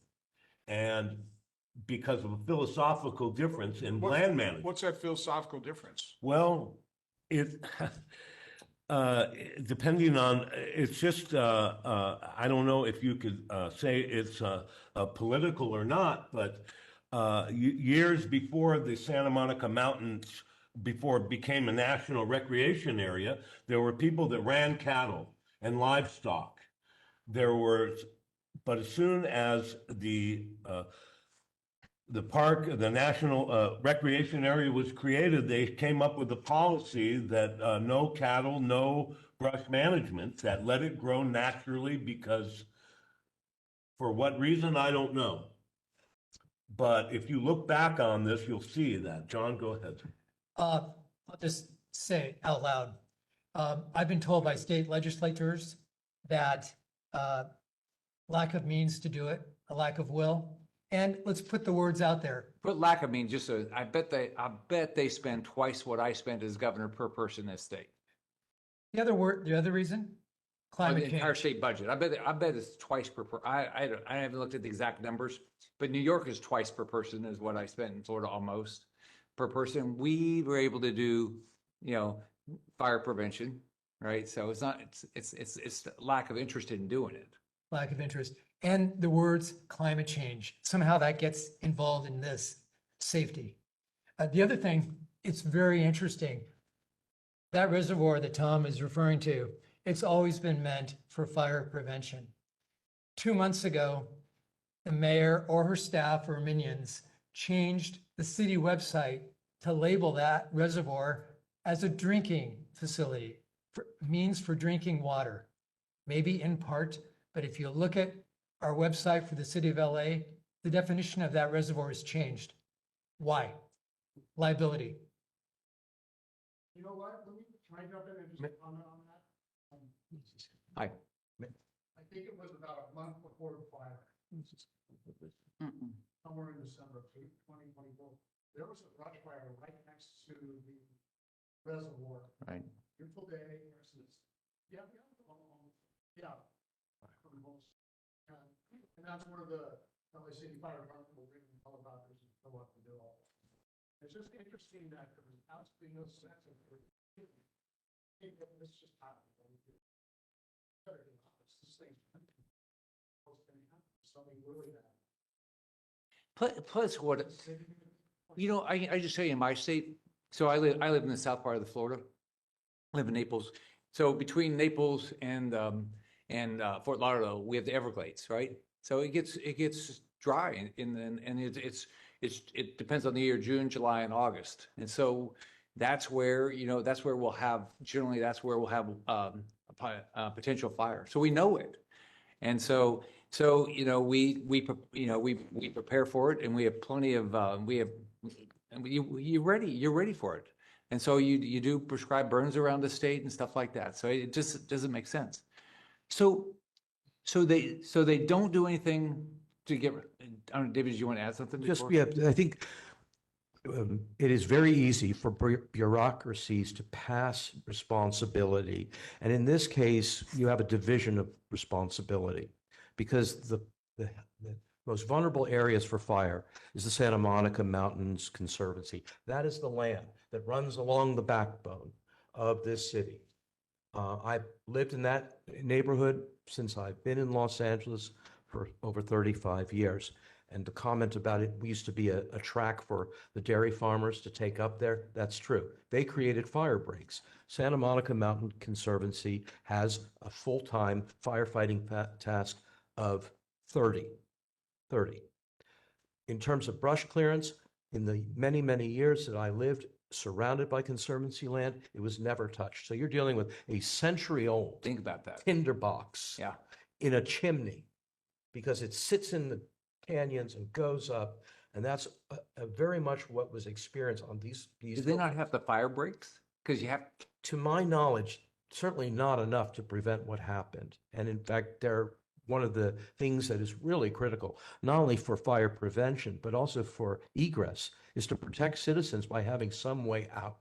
One of the things that led to the disaster, and it could have been. yeah, I was going to get to evacuation. I mean, you have, so with hurricanes, what we have is we know how early we have to evacuate people, because we know how, you know, the roads, and we have paths for people to get out, Yeah, right? right. So, but just finish on the forest and stuff. So everybody knew it, and there was just nothing happened, right? Look, in 1966, some of the residents here may have been around for the Bel Air fire. The number one reason why that was a terrible fire, and the lesson that was supposed to have been learned from that is not only to have better fire breaks, but also to have, you know, gravity-driven water sources. Right. And of course, the fact that the San Ynez Reservoir was under maintenance is just, that it was there to serve that purpose. It was built in the wake of that fire. So it was gross incompetence and gross negligence. That's what drove this, right? 100%. I mean, let's not mince words. I mean, gross incompetence, gross negligence. And complacency. You had firefighters on site on January 2nd, working to put the fire out, keep the smoldering fire the day after the January 1st fire, the Lockman fire. And you had one of their commanders say, all right, pack it up, let's go. Why? And the firefighter, there's text messages. The LA Times reported on this just recently, that they were ordered by a battalion chief to pack it up. And on January 7th, the Station 69 was not in the Palisades on the morning of January 7th. It was in Hollywood. And the Station 69 and Station 23 are, years ago, I was told by a fire captain, they stay in the Palisades specifically for this type of event. and they were sent, our engine was sent out of our town. It doesn't make sense. So can I just help paint a little bit of a picture? So we're one community of the city of Los Angeles, one of the biggest cities In the world. in the world. And the city is pulled in so many directions. But you do pay your taxes. We pay, again, the highest taxes in the city of Los Angeles. And so we foot the bill mostly for most other communities in this city. We're a city, such an incredibly diverse city that has also been under the whims of a massive humanitarian crisis for almost 20 years now, and a horrendous drug epidemic. And our public officials are pulled in many directions, and we know that public officials are always looking to get reelected. Our community has never taken precedent over any of the issues that we face. Since the inception of this community, since World War II, we have mostly taken care of ourselves because we love where we live, and it is the American dream, and it is an incredibly beautiful, magical place that's nestled in the Santa Monica Mountains, right on the edge of the ocean. It is an incredibly rare spot. And so people who move here are willing to do the work and the effort to stay here. And the city knows it, and they could charge us really high taxes because it's a really highly desirable place to live. But if you put that in context, it helps you understand why when they're facing an Inside Safe program that our mayor created when she first became mayor for the homeless population that assisted a little over 5,000 people, actually only housed a little under 1,500 people, and spent 326 million, or it's 300 and some, let's just say, $1 million in this program. If we had those $300 million here for our community, most people would be able to return home. What would it cost to rebuild the cover of the reservoir? $125,000 was the quote. $125,000. Mhm. And they spent three. So Tommy brought up this fact that the firefighters left. Wasn't there a report? Yes, Didn't they- well, their text in between firefighters stating that, and this was, I assume, a Freedom of Information Act from the LA Times, that stated that, hey, we were forced to leave. They're still smoldering. There's video on the day after, on the second of smoke coming up out of the ground, and the firefighters were told to leave. Was that in the report? Did they No, put it was not. Why not? Gosh, I don't know. Why would you put it in the report? Well, if you're supposed to get better, Yeah. right? I mean, if you think about disasters, nothing goes perfect, right? So, but you have to get better. You're not gonna get better if you don't do it. Yeah. What I've watched, and I'm not a firefighter, but what I've watched in Florida, I'm close to the Everglades, so that's where you see that's where we have fires every so often. I mean, they put a lot. They stay there, and they're constantly putting water on it. It seems like it's all done, but they're constantly putting water on it, turning the ground, and constantly. That was So, and they didn't do any of that. They did not do that. They were the ground was hot, the rocks were hot, the smoke was coming up from the roots, and it just festered there for a week. So what about evacuations? So did a city or a county or a state person call each of your families to tell you should evacuate? No, in the past, we have fires all the time. We're in a high fire severity zone. We have. So they knew you have fires? So it's sort of a common thing? It's a very common thing They're put out. to have fires, and our firefighters put them out immediately. And they're most of the time, they're people on drugs who light up fires, arsonists, or warming fires from our homeless population that are coming through. And our firefighters do an incredible job of stopping the fires immediately.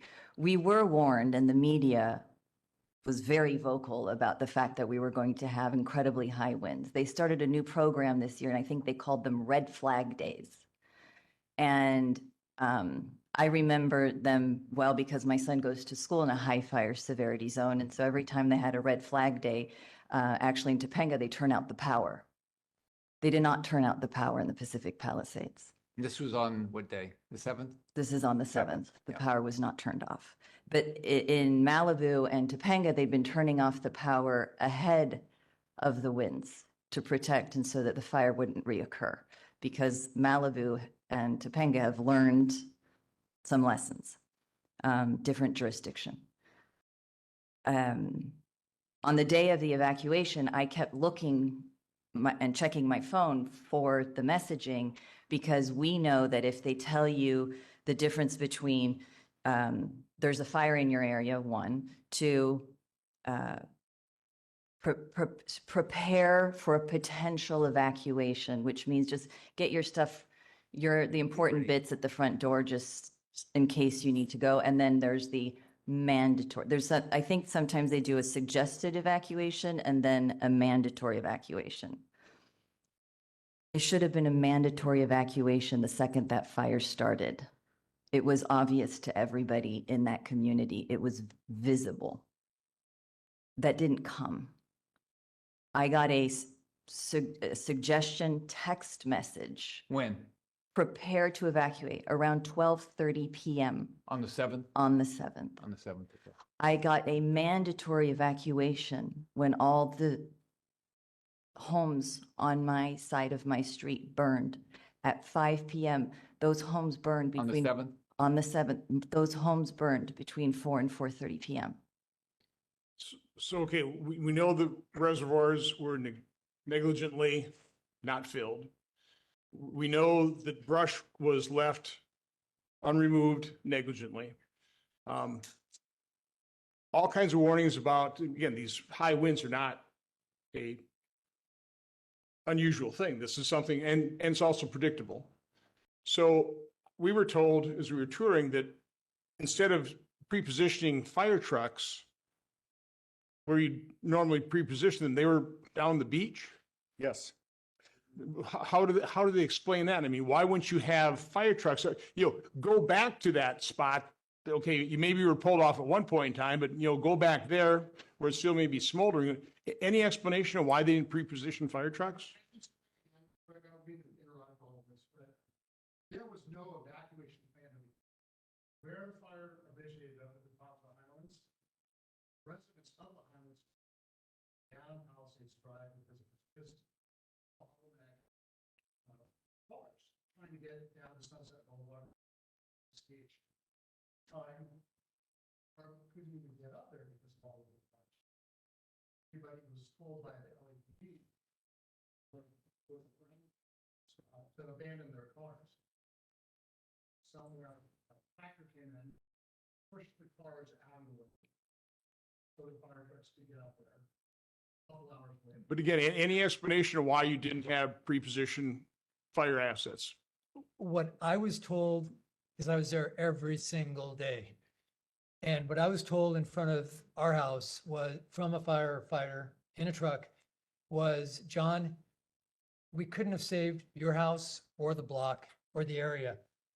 Our hydrants weren't working, and each truck holds 500 gallons of water. He said 500 gallons of water doesn't go very far. But there are swimming pools in the area, correct? And they have the capability of pumping water out of swimming pools, correct? Where I live, guards and residents were going into pools. They were taking beer. They were doing everything they could to put out sparks of fire along the Amalfi Ridge, not El Real, but Amalfi, because it was spreading. And they succeeded. But again, like Jessica was saying, that was residents. It wasn't firefighters. It was guards. There was a gentleman over here that's raising his hand. For the media, but I'm also a resident. To answer that question, you need to look at a decision that was made by the fire department on the 6th of January, when decided not to position certain assets. The City of LA Fire Department, my belief is that they made that decision because of the high cost of overtime. Move the units into position, nothing happens. We paid everybody overtime, nothing. and they were under severe budget pressure. The city's $18 million budget cut to the fire department, so they were looking for areas to save. Decided not to move the trucks into position January 6th. I think you can find notes of that meeting, and you can find people who were there and made those decisions. It's one of the reasons I think the mayor fired the fire chief afterward. It's the only public official who's been held accountable. So you can argue that it obviously was not just her decision. The city council voted on that budget. All of that was put into place before she had to make that call. But I think that meeting, when we decided what to do, decided not to pre-deploy, is really where you want to look. And Senator, one of the text messages that was published in one of the newspapers and verified was that every fire truck has a paramedic. It's not just an ambulance, paramedic on every fire truck. And the city wanted to make sure that there were enough fire trucks for other areas of the city for people that might be experiencing heart attack or a drug overdose. They needed paramedics. And that was one of the reasons floated. Frankly, understaffed, underfunded. He's got a question right there. Yeah, but do you want, you want to go ahead and add first? Okay. You had asked about what happened with the evacuation, and something that I think is really important to know. We were up at the top of Palisades Drive. We evacuated. What day? This was on 7th. 7th. Fire. When it was time to leave, and we were told that we needed to evacuate. Who told you? Neighbor. And We just did so the that. government didn't tell you? No government official ever told you? Whoever from the government. We drove down Palisades Drive, eventually with a caravan of 3 cars, made it all the way to Sunset and Pacific Coast Highway. And we got blocked by the police department. It said, PCH South is closed, you have to go north. Looked at them and said, I see nothing but black smoke, there's no way to go through. They said, it's closed, that's the way you have to go. And I led a caravan of our family in 3 cars around burning things where we couldn't see it. Why did they close it? Because there was fire to the south. So we had to go north through conditions. So they had fire to the south, fire to the north, and nobody asked for evacuation. It's even worse than that. Because as we had to wind through, had to open the car door to stare at the center line of the street through ash to keep my car on the road. So we knew where we were driving. Finally got through the fire to Topanga Canyon. What time was this? By the time we got through about 5 o'clock, by the time we got to Topanga, they stopped us at Topanga Canyon. And they said, you can't go this way, you have to go back to Sunset. And they made us drive through it again. We got back to Sunset, having done the exact same thing, and they stopped us there, and the police said, sorry, you can't go this way. You still have to go north. They sent us through it a 3rd time for the barbecue up to Topanga Canyon. To be honest with you, we finally got there, the officer went like this and said, I'm sorry, you have to go this way. And my daughter and my wife following in cars finally said, I'd rather you just shoot me in the head than have me burn alive in this fire. And we bellied our car up to the edge of the cruiser. And we made space. And we actually drove through the block and had all of our cars drive past and to safety. Because once we got through it, Did you want to add? fire. Yeah. What if you're a senior? What happened to, My, okay. Yep. And then did you want to add something also? Just gonna say, our communications for self-service in the Palisades are bad. So I happen to. Anyway, normally. We run neighborhood watch and we have a WhatsApp. We actually did get temporary, prepare to evacuate and evacuation notices before noon. We could see it above us, but that was it. We didn't get any others, but I think other areas of the Palisades may not have gotten it. And the cell service doesn't work. So if that's the only method of communication, we didn't get any kind of reverse phone. We have regular. And nobody came to your door or anything? no. Yes, sir. Yeah, first of all, thank you. This is the most encouraged I've felt not getting to the bottom of what's going on since the president was here. I haven't heard much since then. It occurs to me that a lot of the questions you're asking, been a ton of discovery done already in the lawsuits that have been filed. I'm a person that reads those things. And I know your counsel is here with you. I would just suggest, use that as a resource. Any one of us, including my, there's a lot of pain in this room. Seeing it, I'm so glad I came to hear it, share it, and let me find across 2 homes. And just look at some of those legal filings. All the questions you're asking, they have been researched in these filings and answered definitively already. Everybody that's here wants to chime in and doing a great job in doing it. And I also want to thank all the folks that shared their personal stories. But that's my comment. I want to look at that. David, did you want to add something? Well, I would say 3 things quickly. The question of forward deployment is a really critical one, but the starting point for the analysis is that hotspot that went where the arson allegedly began, and that it became a slumber fire. We know this because the U.S. attorney, when he announced the indictment, explained in great detail what ATF found. So they have all the answers with respect to the amount of time LAFD sat on that hotspot when they left. Obviously, hindsight being what it is, one could say persuasively that they should have been there until the red flag warnings were dropped. The second point goes to Senator Johnson's comment about available sources of water, and the LAFD's October 8th Palisades Fire After Action report lists as one of several secondary challenges the loss of water. And I would say it was a polite way of saying there was a catastrophic failure of the static and water supply systems. At least as a concession that loss of water occurred as of around 2000 hours. But then the report seeks to shift responsibility on the decreased water volume to homeowners who continue to operate automatic sprinklers in hopes of saving their properties. I don't remember, maybe you know, Tom, but I think there was upwards of 22 million gallons of water that should have been in that drain reservoir. So anyone who's operating their pathetic little garden That's the one hose, at the top. cannot be appropriately blamed for the loss of the water pressure. The third point is the one that Senator Johnson raised about siphoning water from swimming pools. The average swimming pool holds anywhere from 12 to 15,000 gallons of water. That's quite a bit larger than the 500 that the trucks carry. Imagine if the city had been prepared to deploy simple fire siphoning engines. I had one in my former home. It was essentially a 2-stroke Briggs & Stratton lawnmower engine and some fire hose. I had a fire in 2009, and it saved my house. And again, I think that these are relatively inexpensive things to insist upon if someone is going to maintain a pool.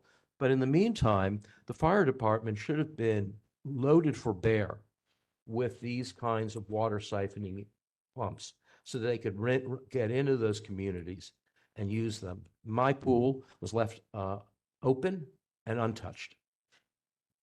Can you talk about seniors and what the plan was, and was there a plan to help seniors before? Because I guess what you've said, Jessica, you guys have fires, right? So you would think that if you guys have fires, there was a plan to help our seniors. I don't think there's a I bel- direct plan. I believe I was naive.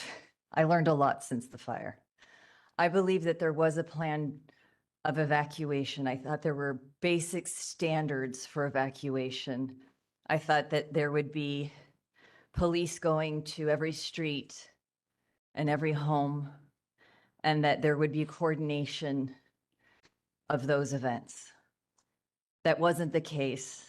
And that is why Tracy Park's staff, our councilwoman's staff of 12, did everything they could that day to coordinate. They became these de facto coordinators, completely untrained, trying to assist residents like me who knew the danger, who knew the issues and the problems, and who were still on site and were able to tell them. I had to explain to Jacob the situation at Sunset and Palisades Drive, where people couldn't get out.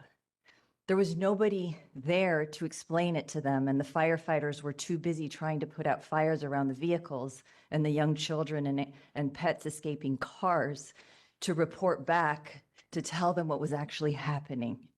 So no, there wasn't a plan in place. I wasn't aware, and there still isn't today. If a fire occurred right now, we're in the safest building in this community, so that's a good thing. But this community is still incredibly unsafe to live in, and there is no plan. They didn't have people guiding traffic. This is why cars started piling up in all places. The reason why I was able to escape and out of the community, which is 1 mile away, I strategically purchased my property where I did because I knew the points of ingress and egress, and I said I will never live north of Sunset. I believe that made me safe. I had the direct route out of the community. I was less than a block away from Temescal Canyon Boulevard. It was built to be a highway. It has 6 lanes, and I had to go into the bike lane that they built and the parking spots in order to get out. So, and that took 45 minutes, and that was at around 1:15 p.m. So there was no evacuation plan. There was no plan for seniors, none whatsoever. Right. I just want to say when I was, I won the, back in the mid 2015, 2018, we've had several community meetings. Peter, you know about this, on fire safety at the Calvary Church. It seems to, and that is when it seems to me that the fire department, when the problem is that because of a quota by the government, we have hired unqualified people in positions to run our infrastructure, unqualified. And because of this, you have people that shouldn't have been there making these calls, because during the 2010 to 2015 to 2020, we had Chief Armando Hogan, a Battalion Chief 9. We had meetings. What happened to those protocols? Is it because we had a new administration in there? Or I want to point out Assistant Fire Chief Patrick Butler, who was head of the brush unit for the city of Los Angeles. If he had been appointed fire chief or still had been with the city of LA, head of the brush unit, he would have never let this happen. Do you have a brush unit? Patrick Butler was head of the assistant chief, head of the brush unit for the city of Los Angeles. He was an experienced firefighter. When he got passed over to be fire chief, after 30 years of serving the city of LA, he quit and he joined the city of Redondo Beach as their fire chief.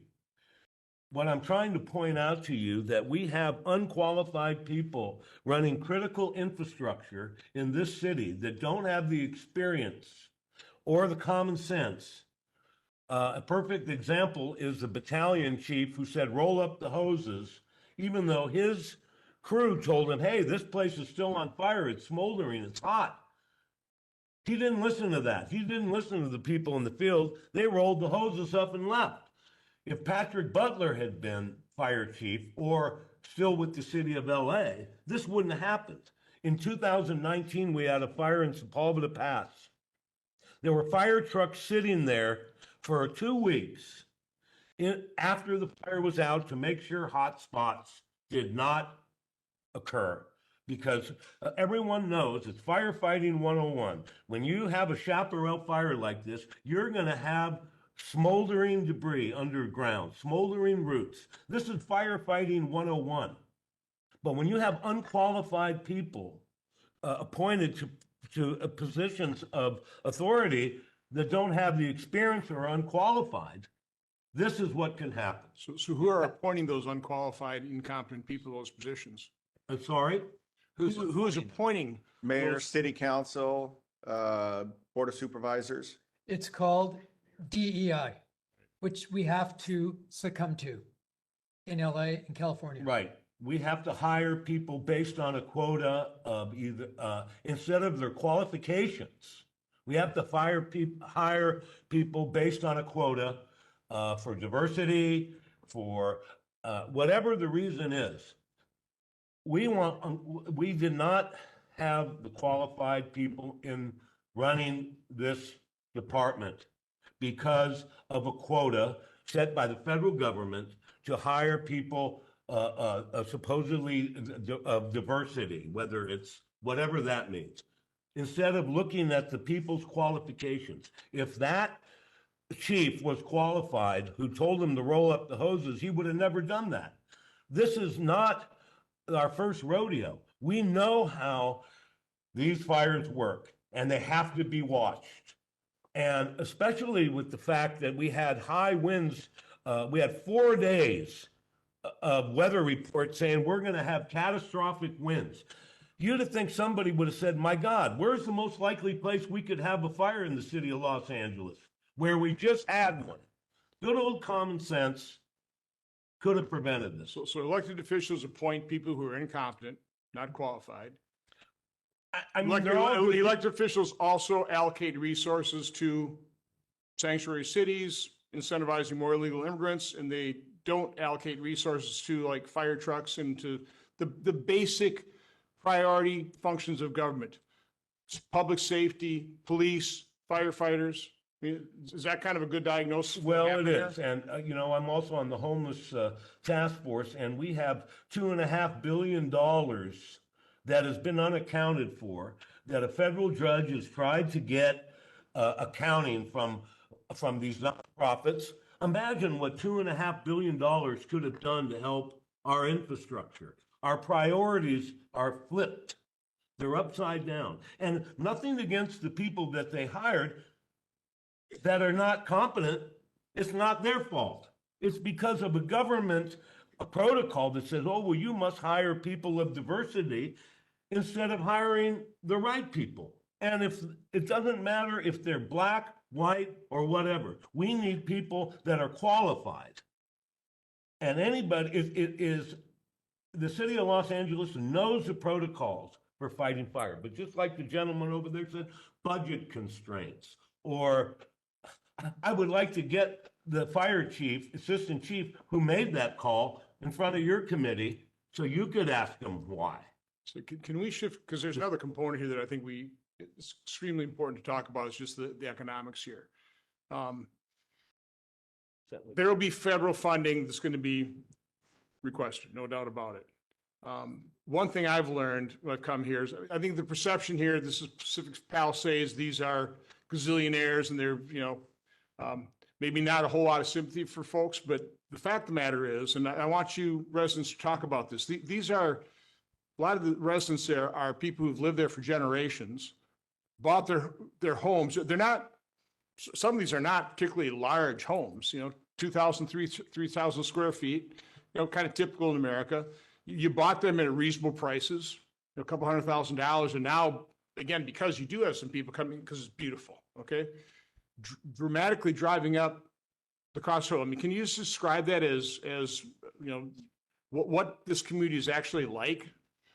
This is Tom's experience and his family that he shared. That is the typical Palisades family, generations living here and never leaving. Spencer Pratt shares it in the news all the time. He talks about his family and how they moved here and how it's generational. John Alli and his family, it's generational. They moved here a long time ago when properties. As a social worker in the Palisades, I can't tell you, I went to hundreds of people's homes, and they would be proud to tell me when they spent anywhere between $20,000 to $70,000 for their property that would now be worth the lowest, the cheapest home in the Palisades before the fire was $3 million. My home, by the way, was 1,500 square feet. It was a 1950s home. We are a middle-class community, a very mixed community socioeconomically. So oftentimes in a situation like that where, because of the location, home values driven up, property taxes oftentimes go up and that drives people out. Is that the case? We have Prop 13 in the state of California, which the state government right now is trying to, they do everything they can to get rid of it. So that does what? That holds our property taxes at, what is it, 2% a year? They can raise our property taxes. So unless you sell the home. Unless if you sell the home, then the new homeowner comes out and boom, it's reassessed at current market value. Case what my in-laws, they purchased their home in 1963, I believe it was. They paid $30,000 for it. Their property taxes are extremely low, but they're both retired. My mother-in-law was a housewife.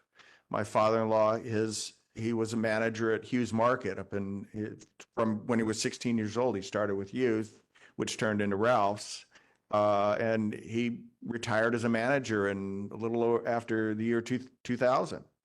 So So you have a real disparity within the community of people who've come in and bought in at those high values, paying very high property taxes. Versus the multi-generation homes, very low. Is that one of the reasons they charge unbelievable permitting fees? I mean, in testimony, we had somewhere $60,000 to $100,000 of permitting fees, which is going to really hamper the rebuilding efforts, correct? Half of the building fees, I believe, go to the schools. Half of those fees are a school or an assessment for school funding.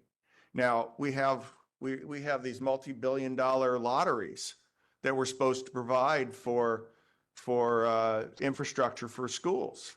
Those funds, where are those funds going? That's a whole nother question. So another issue that was raised is the loss of a exemption when a mortgage is forgiven. Because the question I have is, I don't see where you'd have a taxable event there because you've also lost a massive value. Or is it because you have very low basis because you didn't pay much for that home, you just don't have a basis to write off, and so you're going to be facing a huge tax bill when it's a loss? Well, can you make sense of that to me? When we rebuild our house, which we will, we have our plans, and with plan check, I don't know how long that's going to take. Mayor Bass has also said that she's going to waive the fees. Well, City Council waives the fees, and they haven't done anything on that. That's a huge, for a majority of people, that's a lot of money with the small amount they But again, you're saying those insurance. those permitting fees are really used as a way to fund government because because quite honestly, property taxes are held quite low for people who are grandfathered in. Yeah. I mean, it's an unusual situation. We're down. My property taxes are based on land only right now, and they're very low.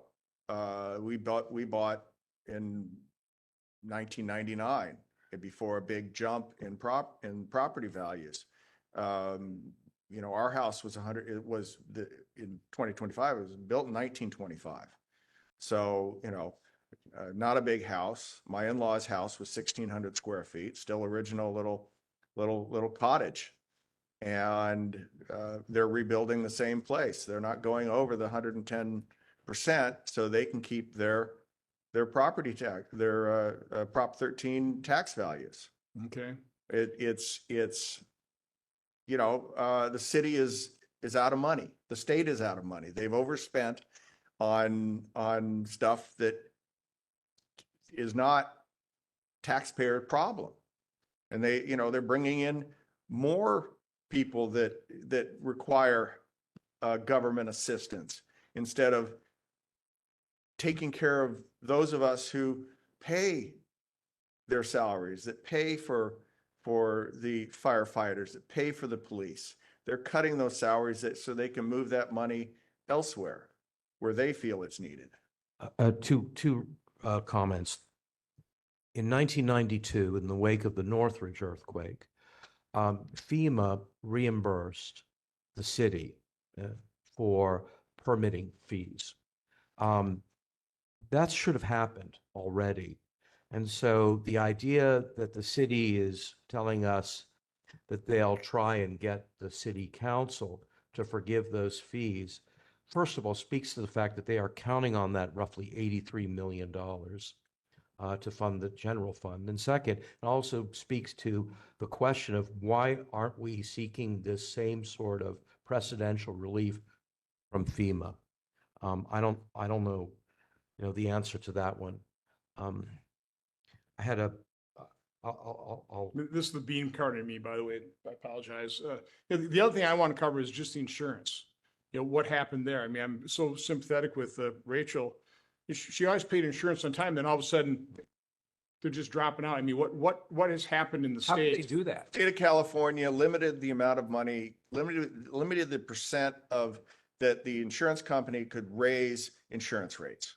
All right, they said, no, you can't do that in the state of California. So they're not making the area safer by clearing out brush and making sure that the reservoirs are filled. So they're literally making the community less safe. And insurance companies are smart. Right. They're kind of going, this is a real risk. So then they So want to start. the insurance companies could not raise rates.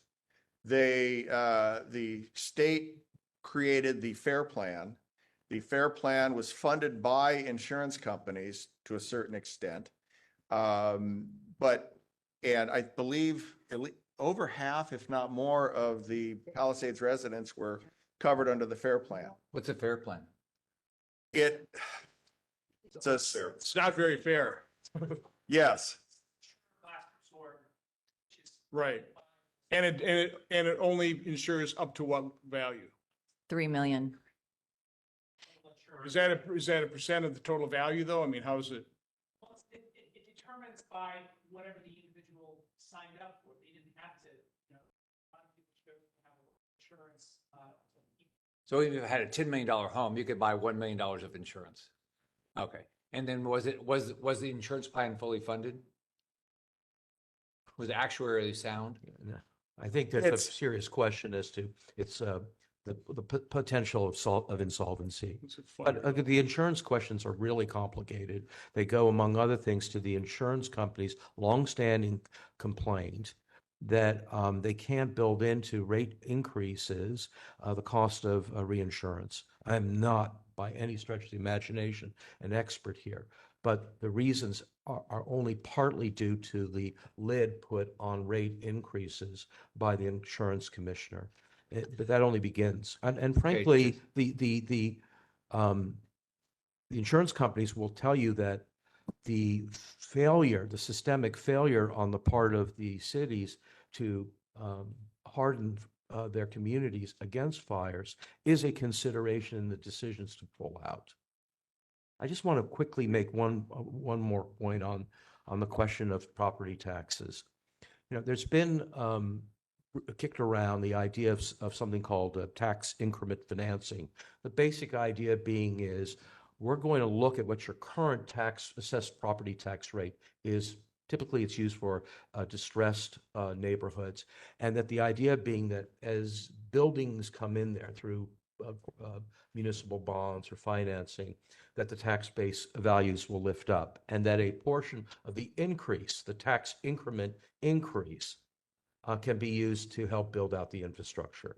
The difficulty here is that in order for that to happen, whereby the Palisades can actually have some ability to use the portion of our property taxes that we've been faithfully paying in every year, but that goes for other social services. For this to happen, the city council is going to have to say, okay, and I am not a betting man, but I'm willing to wager that given the current composition of this city council, there's going to be a very low probability that they will ever relinquish any amount of the general fund revenues to divert them back to the community that paid in.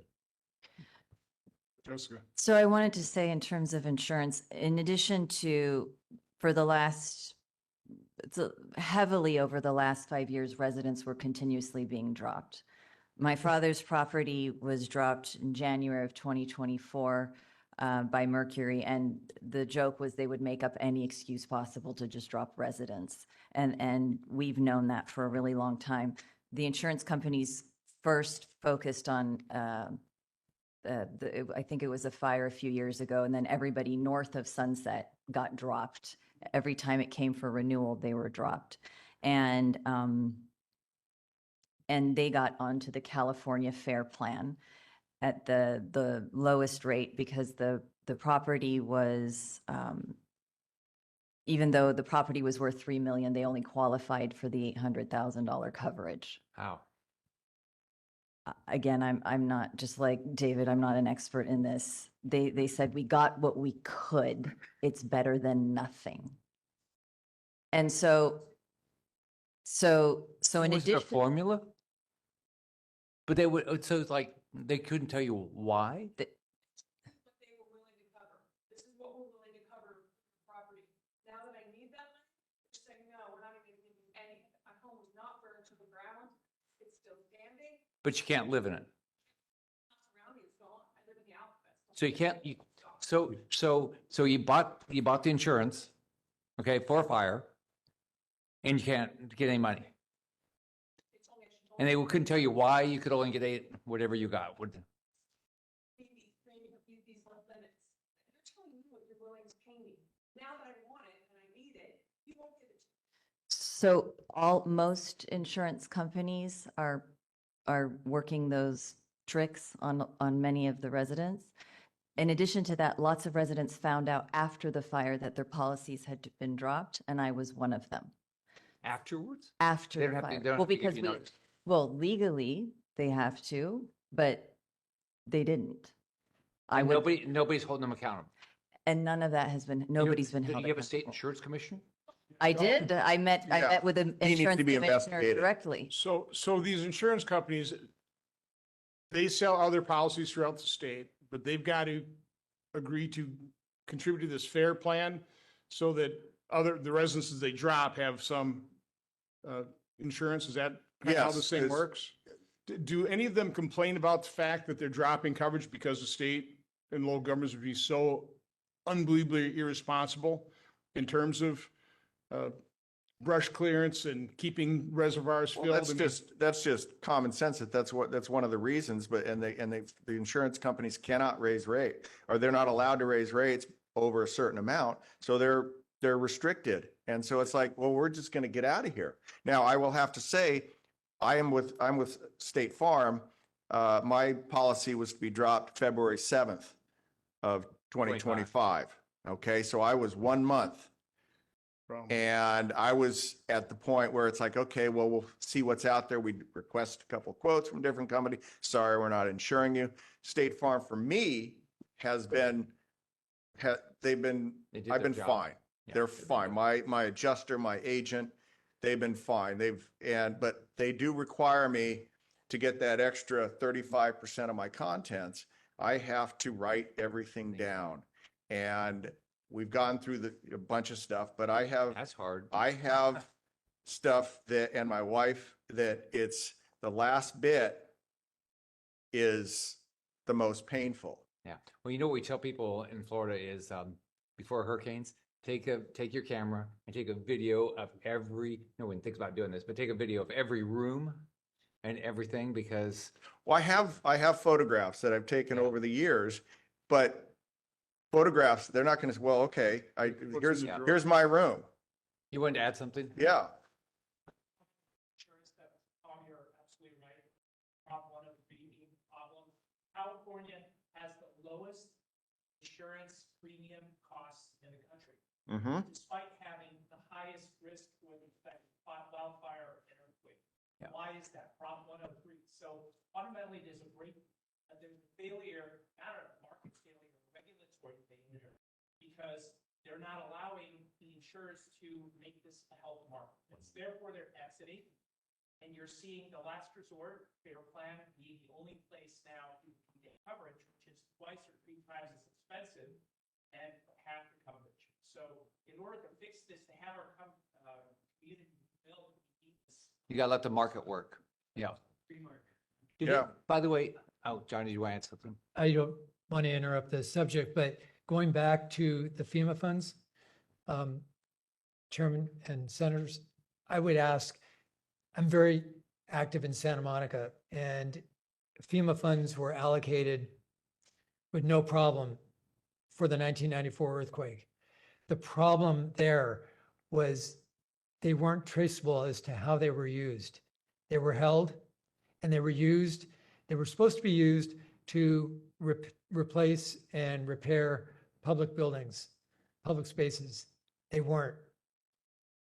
And Yeah, because FEMA only does certain, it's very prescriptive what the money goes for. in other words, I'm saying, I've dealt with it all my hurricanes. okay, in LA, and Santa Monica, I personally do not think we can trust our local officials to spend that money how it's supposed to be spent wisely. Yeah, FEMA is also the other thing supposed to happen is you have to prove to FEMA how you spent your money. Otherwise, the federal government can come back and take the money. Okay.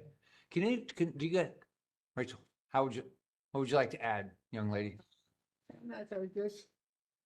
I would like to know, I lived in that home almost 30 years, and the nicest people lived there, 20-some units. And shortly before the fire, about 2 or 3 years, I can have it verified, why did they drop us? For no reason at all. State Farm dropped us. Is there a way, Senator, that I personally want to know why they dropped us? And then FEMA now does not want to participate. And I worked for 40 years to have this home, and I want to know why they're treating me so badly and all my neighbors, why they don't want to pay up. So This is America, and we got to be fair. I agree with you. And here's our manager, and he can verify. Steve, So what were you going to? we can try to find out. We try through this to try to find out why insurance companies did what they did. I can just tell you my experience with FEMA. FEMA is a response organization to the governor. Okay, so if the governor doesn't ask for the funding, right?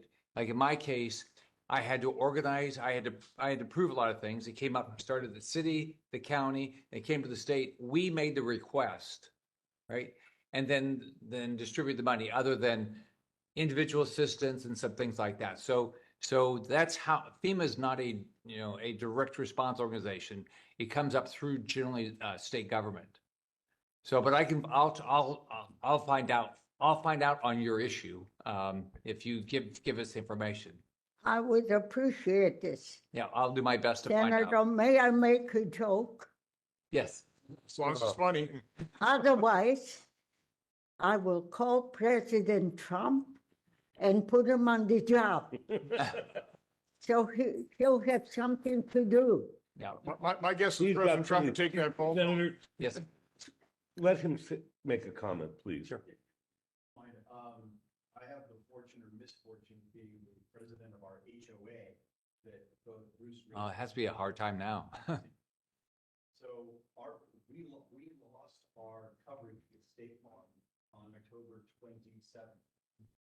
Oh, this last October. 6 days before the fire. Yeah. And the only choice we had, if no one would pick us up, Right. was Fair Plan at twice the price and about a third of the coverage. And to this day, we're still waiting for another adjuster with Fair Plans to still come out now in November. So you haven't gotten any money? So we lost 17 out of 25 homes. Oh, in your HOA? Wait, now, hear this. 17 homes are gone, but 8 remain. And because only 68% burned, we didn't have enough insurance money to rebuild. We had a vote of our HOA. And it required a 75% affirmative vote to rebuild. So the 8 homeowners who still have homes voted no, preventing the 17 of us from even having the right to rebuild our homes. Oh, based on your, based on our CCNRs. So we lost our homes. We don't even have a right to have our home back under the terms of our association. We've been working our behinds off for them and helping work with insurance to get all the remediation done to get those. and then you're not even allowed to do it. And then they voted for us not to be able to have them. And has your state legislature done anything to change the law or anything? Phone call back from anybody in the state. Yeah, because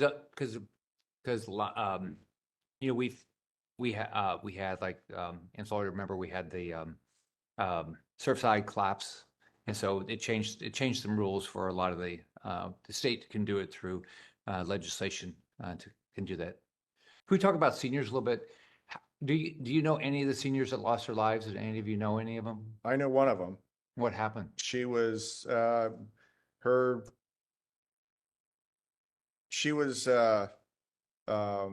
not there completely mentally, but she lived alone, and she had a caretaker come in every day. But her house on Las Lomas burned to the ground, and yeah, she died in her house with her cats. So nobody came. Nobody was there. My mother-in-law stayed by the TV until we told her that we have to go. If we weren't there, if her family was not there, she would have stayed in the house, and she would not have survived. As it is, she had a stroke within a month of that, and luckily, her family again, we noticed it. We got her to the hospital. They did emergency surgery, and she's with us, back better than ever. Thank God. So yeah, if they don't have if the seniors don't have an advocate locally that knows them, that knows where they live, that, all right, here we have a list of seniors that are living alone, you know, and that are not privy to computers and cell phones and such, that are still have their old landline with a rotary. They're not going to get the alert. So local advocates that understand who the seniors are in the neighborhood would greatly help in a situation like this. So Yes, good then, John. on the day of the fire, I just went down, I have a very long phone list, and I just went down the list for hours on end, and anybody who was still remaining in the community, I assured that they had checked everybody on their block, and if they could do more, go further down and make sure nobody was left at home. If they knew of any seniors living, that was, Yeah, especially the seniors. that they Anybody, couldn't leave just- without. Yeah. And when they did find a senior in their home, I called the Tracy Park staff at the command center and I gave them the address. So I was coordinating those calls. Unfortunately, as time went by, I got return calls from Tracy Park staff saying, well, the senior won't leave. And so law enforcement had to leave. They've been notified, that's all they can do. I wasn't Did aware. law enforcement go there? Yeah, Oh. and they left. They didn't forcefully remove the people knowing No. that their house was going to burn No. and that they were going to lose their lives. No, I was told that Jesus. was the law. And so, it's very hard for me as a geriatric social worker. I believe that they're a protected class and it's our duty. And if I were there and if I didn't have to stay behind as a mother, to make sure that my responsibility is to prioritize my kids and to stay alive for my children, I would have gone back and I would have pulled them out myself. If there would have been a mandatory evacuation order, could law enforcement force them out? So that'd be. I don't think we can be forced out. I was told it requires a misdemeanor, that they would have to enforce a misdemeanor, but which they could easily do. I never had to do one. What I did is I went on TV just all day long. And I told people, you will die. And so, I mean, we got like in the Keys, Irma actually hit 30 miles north of Key West to 60 miles north. And I don't think only one person stayed. And that person, thank God, lived. The water got to here and then it went down. He was on the bay side rather than the beach side. He would have died if it was on the beach side.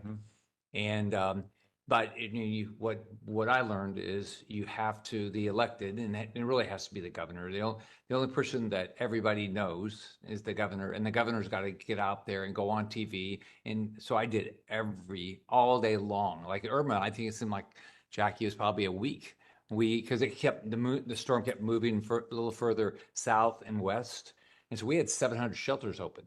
But we also, and this is, I think, it's run by county, but we have emergency management teams per county.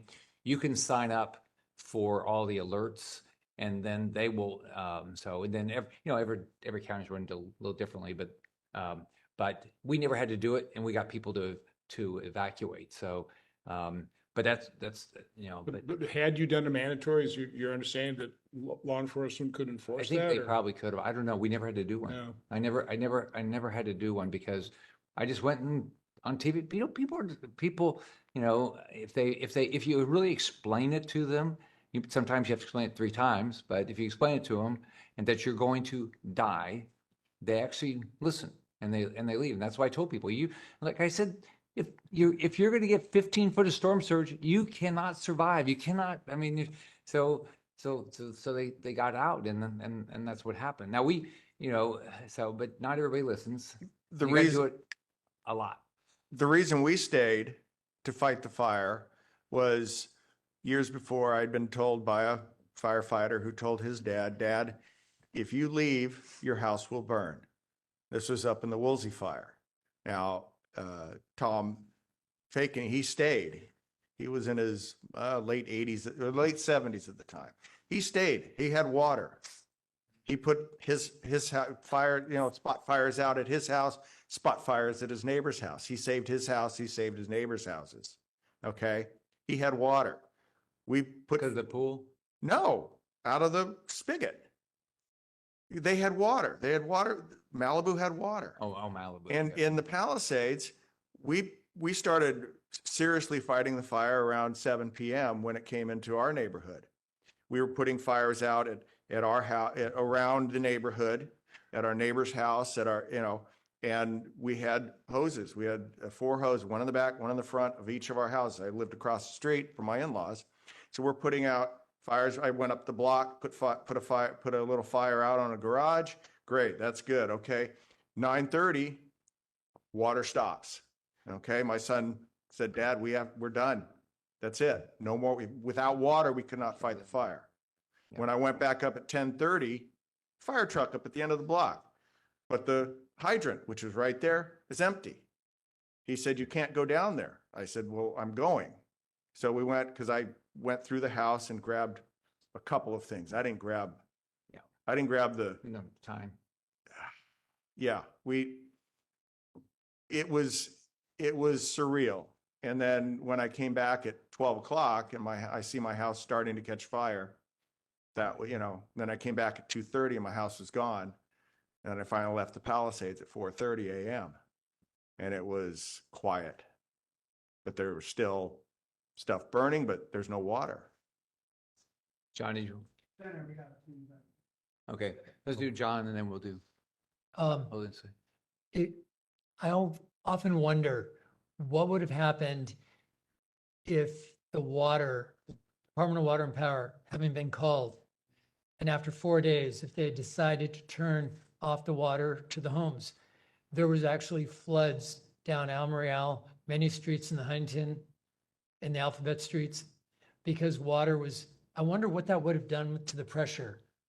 To Tom's point, and to your question about how many people died following the fire. Well, I know my mom died. It was confusion. It was sorrow. She lost everything. She built that home. She was in a new place that she didn't like, unfamiliar. And my dad at 99 is fond of saying, John, when I die, no obituary, my friends are dead. They've all gone. But his friends, 88, 89, they died. I would say 7 or 8 that I know. And one of the reasons was frustration because they realized at that age, do they really want to rebuild? And do they want to just sell and take a big loss, $1 million haircut? Do they want to Where's their sell? community? I mean, if you think about it, we all have our communities, right? And so it was frustration. And the saddest thing I had to do the next day is pick up a cake recipe from a woman whose fire was completely destroyed, but the recipe was in perfect condition. I called her 3 months later and her son said she died. And she died of natural causes. Yeah. That's sad. Probably a lot of people. Yeah. Yes, who would you go there and then we'll go here. Senators for coming and also Spencer. We have desperately needed an objective investigation. Officials, the media have not done a good job. LA Times finally, 10, 11 months later.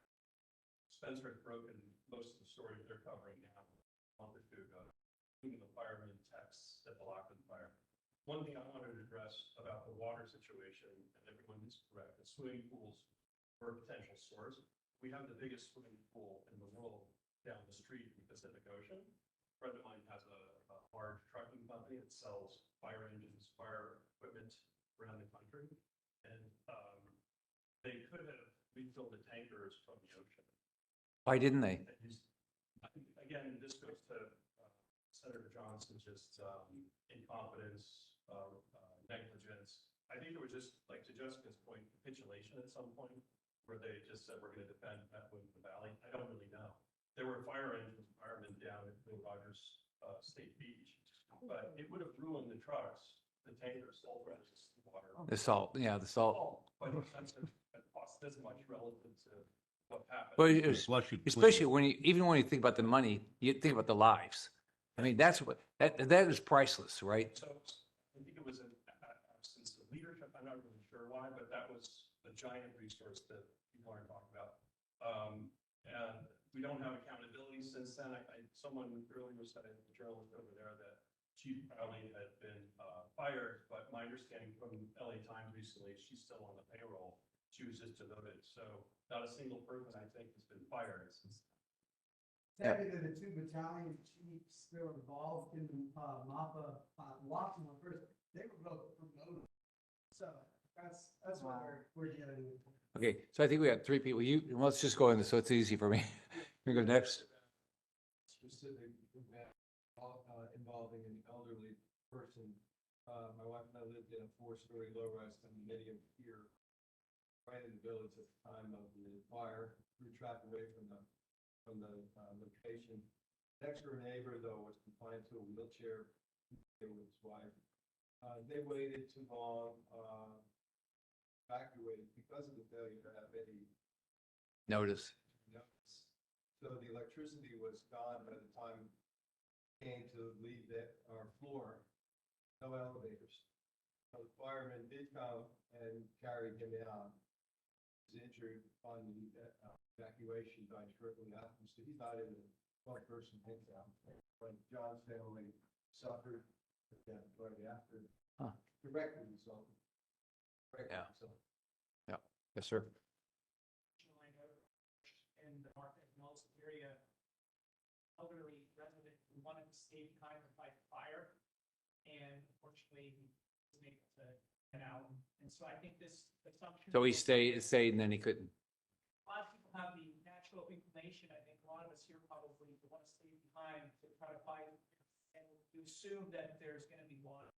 I actually went into the fire the morning. I saw the water, the fireman move past.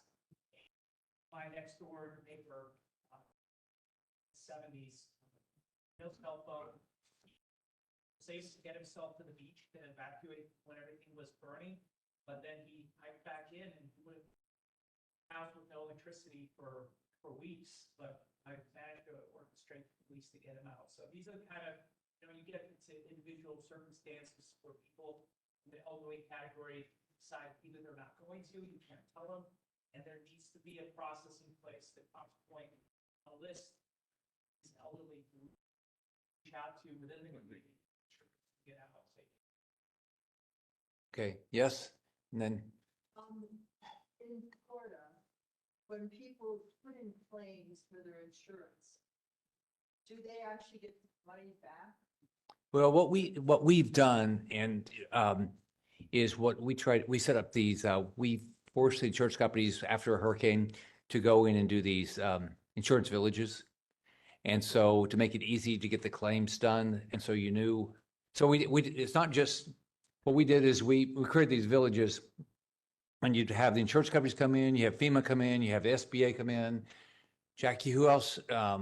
We had, who else came? SBA, FEMA, insurance companies. I can't think of the other. There was another federal agency that came in to.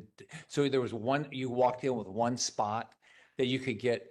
You get all the information, and we just. Yeah. So what you did, and then you have to like if somebody's not doing their job, if I know about it, I've got a nice title. I was either the governor then or a U.S. senator.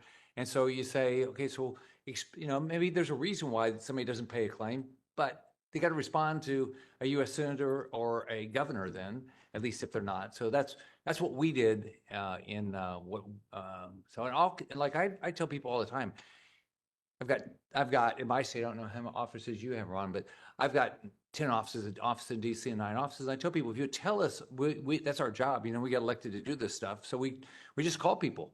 So that's what we do. I don't know if you want to respond to what you guys do. Just want to interject. Our problem is we had State Farm pay premiums for 30 years. Yep. House burned down. We put in our claim and we're still not getting paid money from it. So we wrote the State Insurance Commission. Yep. State Insurance Commission. They said, oh my goodness. So then what they did is they sent a letter to State Farm and said, we're on our 9th adjuster, by the way, said to State Farm, why aren't you paid? And State Farm going, we're doing all the examination and everything we can. And so we wrote back, and then they told me that I couldn't deduct Christmas ornaments, I couldn't deduct books, I couldn't deduct heirlooms or antiques or whatever, because we went through, we listed everything. Yeah. So it just seems like, what's the difference between this state and a state where people might get insurance money back? Well, I believe part of our job is to show up, right? Show up and start asking questions. But on that, if you haven't met Austin's the general counsel office and leading the investigation. If there's anything like on an insurance company that we can help you with, I'll be glad to. I'm actually from Bloomington, Illinois originally, so I'll bug that. We'll do whatever we can to deal with State Farm, and I clearly dealt with State Farm when I was governor. So, one of the most problematic, Altadena has also suffered. Yeah. So just real quick, I live in a state where we don't have hurricanes or wildfires. I mean, we got snowstorms. Knock on wood, right? Yeah, I will say, I mean, it's colder than Florida, just so you know. Insurance is a money-making business. And I mean, put yourself in insurance. I mean, would you insure those homes when you haven't cleared out the brush, when you don't have, water in the reservoirs? I mean, how much are you going to want to insure a $10 million home right on the Gulf where you've got hurricanes? So we do have to understand too, what we're doing, where we're building, what we're not doing to protect those types of properties. We basically made these insurance markets uninsurable. Right. And we have to look at that as well. So, but we got to let the market work too. But your issue is different. It's not that somebody didn't want to write the insurance. You have the insurance, and they've got to do their job. Right.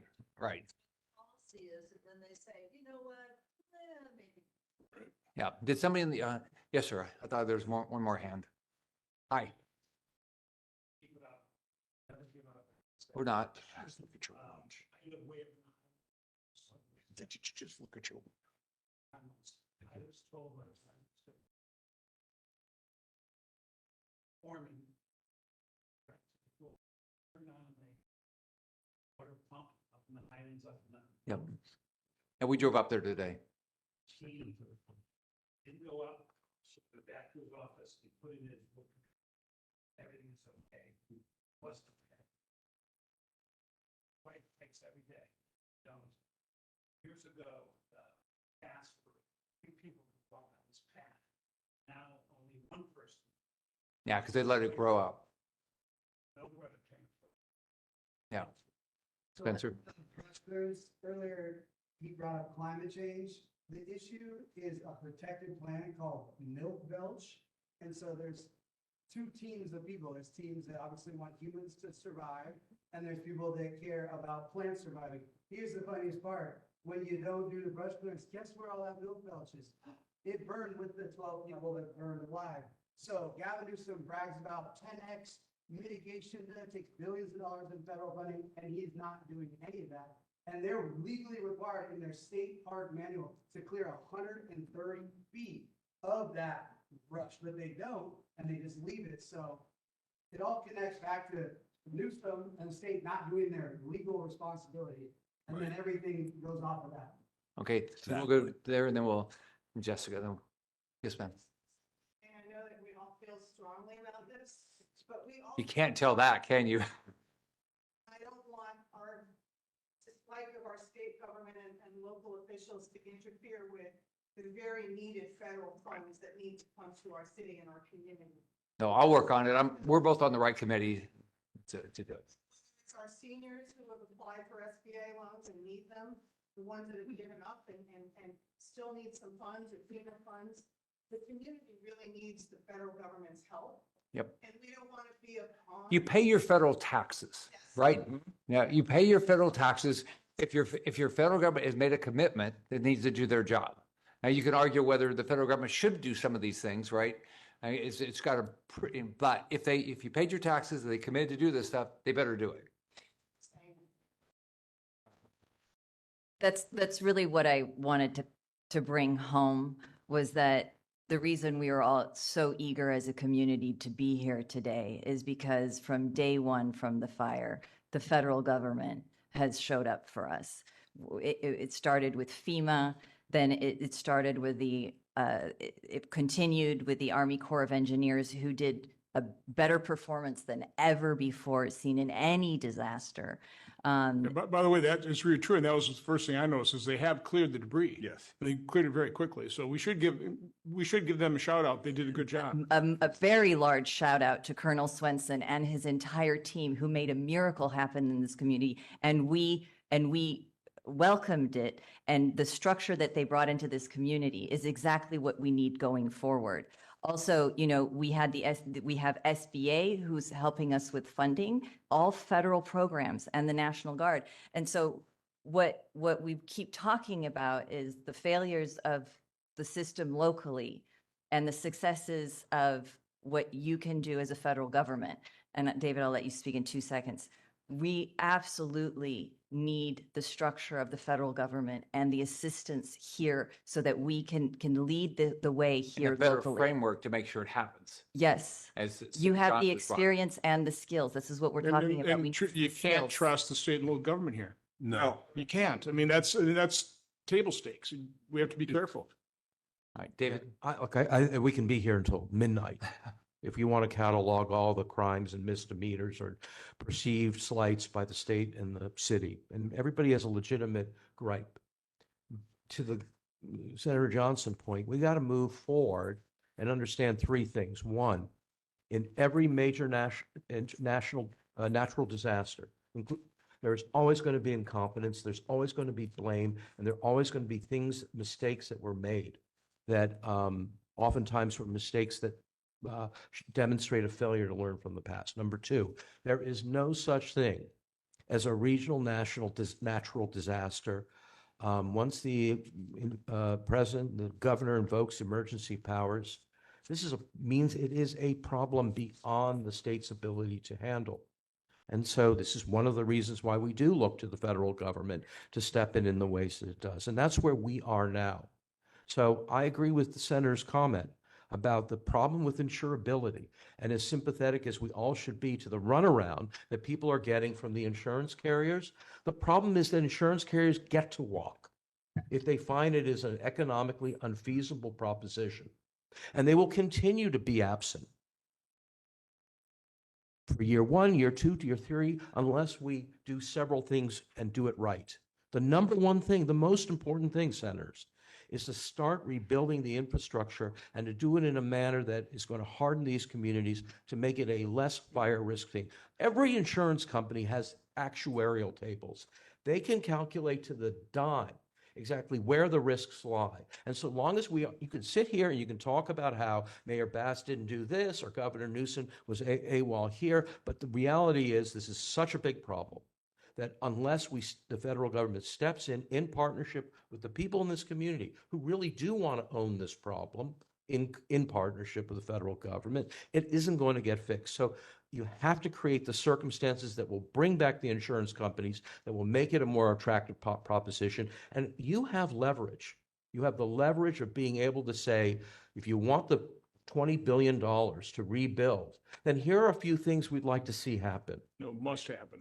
It must happen. Must I'm being happen. political. I'm being polite, but they have to I'm happen. not- But it can't be things like let's do away with the Coastal Commission. Let's change the voter ID rules. Let's Got to actually make the place insurable. let's Yeah, start with the that's- fact that you cannot attract investment. You cannot rebuild your tax base. You cannot protect homeowners who want to reinvest unless there is insurance. And you will not get insurance unless you pay for the fire hardening of these communities. Thank you. Well, Senator Johnson. Nick, we're going to wrap up. We're running out of time. Yes, sir. But this is the last thing, then we'll wrap up. Yeah, just a comment to add on to what David was mentioning about fire hardening. You had mentioned, David had mentioned earlier about engine 69 being in Hollywood right before the fire.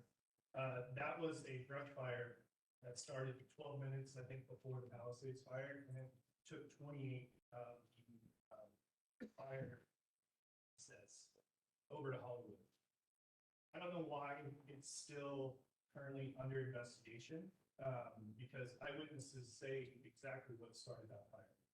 And if you go through all of the fires that started on the 7th and 8th, why are so many of them still under investigation? Like, there's no accountability for that. And then you can just go and talk to eyewitnesses, and you could just pull reports and see that there's an obvious cause to a lot of these fires. So fire hardening, I didn't mention, with the ECC, how you guys brought in 80 subcontractors under the Army Corps. Why can't we do that for rebuilding the infrastructure? All these people are so well educated about their block and how they want to make their 100-year infrastructure better. Like, if we could just get subcontractors to come in and just rebuild the infrastructure, that would save so much or headache and heartache. So that's it. Thank you. Thank you. Yes, sir. Quick suggestion, so I'd like to advocate. Thanks for hosting this, by the way. Citizen of the Year, by the way. Okay. Director of the long-term recovery group here. One Okay. suggestion I have, 30 years on special operations. I've been impressed in sort of the leadership here. Federal entities, state entities, all entities we're working with, there's not strong leadership. There's not strong lead empowerment. Highest return on system. The other disasters cannot have that. Decisive leadership. The other groups are leadership through committee and consensus. In a disaster, it's a near military situation. We needed quick decision, quick decisive action, and our police department, our fire department has to set up for that. They're set up for safety.